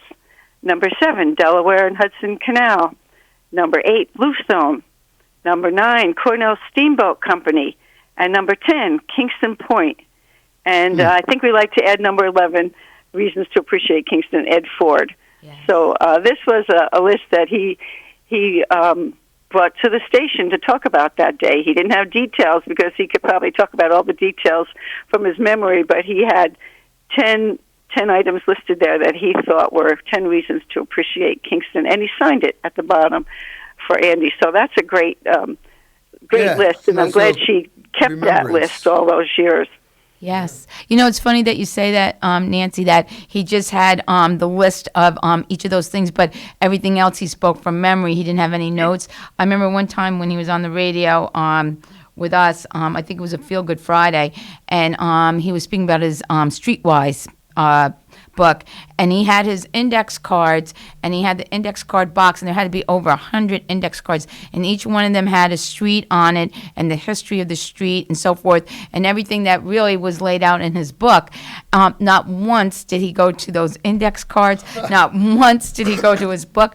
Every street here, we were flipping through the book saying, what about this, West Chestnut Street? What about Albany Avenue, et cetera? And not once did he have to go to any of his notes. He spoke about each of those streets, the history, the homes on there, the history of the homes, and so forth. And it was just absolutely amazing to me, sitting there watching and listening, and everything was just from memory. He just works out of the box. Yeah, there you go. Now, out of the box is something that was always precious with Ed. Whenever he would call in, oftentimes he would call in 2015, 2016, 2017, and the addition to the conversation, whatever the conversation was just extraordinarily fresh and new and something that nobody else knew. Like you said, Nancy, unexpected. And he always had that insane amount of inventory at his disposal at any moment. And it was just absolutely refreshing every time he called in. And that's my little addition, is that I remember his call-ins very, very often, when he wasn't necessarily a guest, but he wanted to chime in and add an extra refreshment for the conversation. Yeah, very true. Now, didn't Ed build a personal archive, like a huge personal archive of stuff? Well, it's funny that you say that. I was just going to bring that up because we were talking about Bill Merchant. When we're talking with Bill Merchant and we're talking about historians, and sometimes historians want to they feel like it belongs to them. It's their history. It's theirs. And the importance of sharing your collections and so forth. And I think that was one of Ed's biggest concerns, and probably something that I am really happy and pleased about, and that is that Ed wanted to make sure that his legacy continued and that those collections still were available for years and years and generations to come. And we had hired back probably 5 years ago Taylor Brook as our archivist in the archives, Ulster County Archives. And Taylor really grew and blossomed into the history community. When he first came to us, he had minimal involvement. And through the years, he really worked with the Person House and becoming part of the reenactors and so forth. And so when Ed was looking for someone to take over for him, and obviously no one could ever fill Ed Ford's shoes, he chose Taylor, which was really an honor to me and to the office, and of course to Taylor, that he would feel that Taylor would have the commitment, dedication, and loyalty to continue his legacy and what he started here in the city of Kingston. So Taylor Brook, who is our archivist, is now the city historian. And I just have to say a shout out to Ed, because that was a huge concern of his, that someone would be able to carry out his mission. And many times historians don't feel that way. Right, Nancy? Yes, I agree. And it wasn't about Ed to himself. He just wanted the information out there. So it was so important that he was involved with Taylor becoming the new city historian, and Ed wanted to share everything he had. And I read a beautiful post that Taylor put on Facebook after hearing that Ed passed about how Ed shared, of course, all the materials he could that went to Taylor that were important. Ed shared materials with other organizations like Friends as well, but he spent time with Taylor. Taylor said he was going to visit Ed once a week to sit and talk with him and get information that he needed, and Ed could tell Taylor things that he thought he needed to know. So that was so important to Ed to do this transfer of city historian, not just to walk away from it and carry a legacy with him, but to share everything he had with Taylor, especially his time. Spending time with Taylor, meeting once a week for more than a couple of years. So that was so important to Ed, to make sure that the information will be carried on. And he inspired people to continue to keep history alive. And I think that's so important. So many of us are inspired to keep history alive because of someone like Ed Ford, who didn't hold it to himself. So it's nice to know it all in your head, and to share it. So he shared it through the radio station. He shared it through being a city historian. He spoke to groups and organizations. He did some of the buried treasures on the lecture series, and I wanted to mention that today because I think 3 of Ed's are in that group of buried treasures. One of them is the Kirkendall lecture that he did right up in Montrepost Cemetery. They were all filmed and they're archived, and they're on the Kingston City website today. Just go to Kingston City, go to Arts and Culture, and then scroll down to Buried Treasures Lecture Series, and you can pick the Kirkendall is one that Ed did, and a couple others, I believe, also. So you can watch that and hear the lecture that Ed gave on that day several years ago. So he's still living on through these lectures and information that he shared with the rest of us. And I think that's so important. I'm just thinking that same thing, like seeing him, perform, voice, video, image, talking about history. It's like a perfect memorial to him. Doing what he loved, and he will live forever now.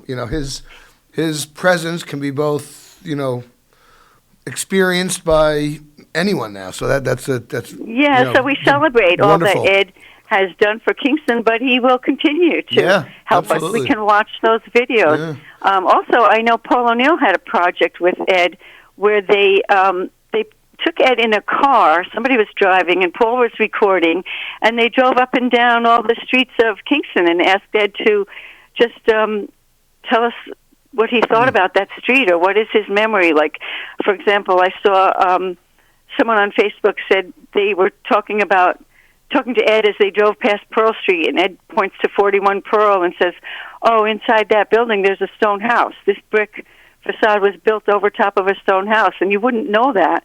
But as Ed was driving, he told them that story. So yeah, you're right, did Nancy. record Ed.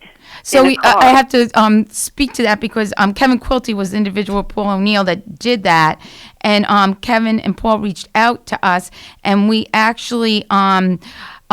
they actually have transferred that over to us, those files, so that the county has them at this point. And we're hoping to actually at some time edit them so that we can take the video footage along with the audio and put it together and create something that can be shown and put up on YouTube and Facebook and shown in our museums like Friends of Historic Kingston, the Person House, whatever the case may be. Great. Yeah, so it's amazing, and you're absolutely right. They drove like 4 or 5 hours driving through Kingston on like 3 separate occasions and having him just speak. Yeah, Kevin and Paul had a real Jerry Seinfeld. Yes, show. it is. Yeah. Oh, that's great. I'm so glad that it's in possession of the county and that something can be done with those tapes, because then we have some more information that will inspire us and live on into the future. Right. I think it's even more timely right now with, the new people coming to Kingston, and, our neighborhoods are changing and development and whatever. To me, no better time than now than to try to make this history available to, people that may be interested in learning about your new town. Ed's book, Nina, because the Streetwise book is so important. It's a great book. I did know a realtor who said she used to give that book out to people that she sold to, which was a great idea for somebody new coming to Kingston. Yes. Unfortunately, I don't think there's a new printing of the book today, so if anyone has a copy, that's important to keep. I know I've taken mine out for research so many times. I was just asked to do a little research on Grove Street for someone who was doing a project in that neighborhood. First thing I did was Ed Streetwise book, and I learned the history of Grove Street and that neighborhood, and it was so important to have that as well as some other resources that I could turn to and immediately find out why is that street named Grove Street. It happened to be because the man across the street from Grove Street, the big yellow house up high on the hill of Delaware Avenue, his name was Frederick Gross, and he owned a lime... I think a lime crop in the Hasbrook Avenue neighborhood. I figured it was for the trees. But, Yeah. All right, well, Nancy, unfortunately, we got to run. Yes, so that was... We have reached I our just want to limit. mention quickly, we thank Ed for all he did, and we celebrate Ed on this day. Yes. His memorial service is at 10 a.m. at the Old Dutch Church, and it will be live streamed. So if the listeners would like to tune in, go to the Old Dutch Church website. Ed's memorial service will be live streamed this morning, and we thank Ed for everything, all those years. All right, and thank you so much, Nancy. We appreciate your time. Okay, thank you. All right, listeners, hey, it's Bye-bye. Terrific Tuesday. Yes. We got to Thank you go for so we don't listening. run late, and take care. Yeah. Thank you. Thank you, Nina Postupack. Thank you, Cameron Rylance. Thank you for our guests, Bill Merchant and Nancy Shando, and great tributes to Ed Ford today. It's now 8:58. 8:59. It's 9 o'clock right now, Tuesday, May 4th. It's 55 degrees here in Uptown Kingston, and this last portion of Kingston Community Radio was brought to you by Rondout Savings Bank, always working for you and the community, with branches in Kingston, West Hurley, and Hyde Park, also online at rondoutbank.com. Equal housing lender, member FDIC. And thank you for sharing the morning with us. And until tomorrow at 7 a.m. for a Super Wednesday, we wish you every success in growing and developing Kingston and all our neighboring communities. We now return you to Magic 92.5.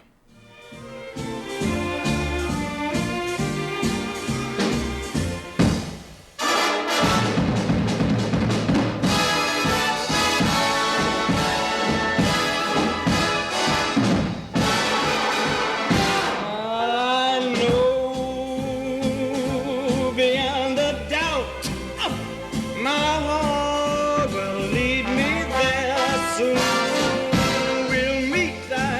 we'll meet beyond the shore. We'll kiss just as before.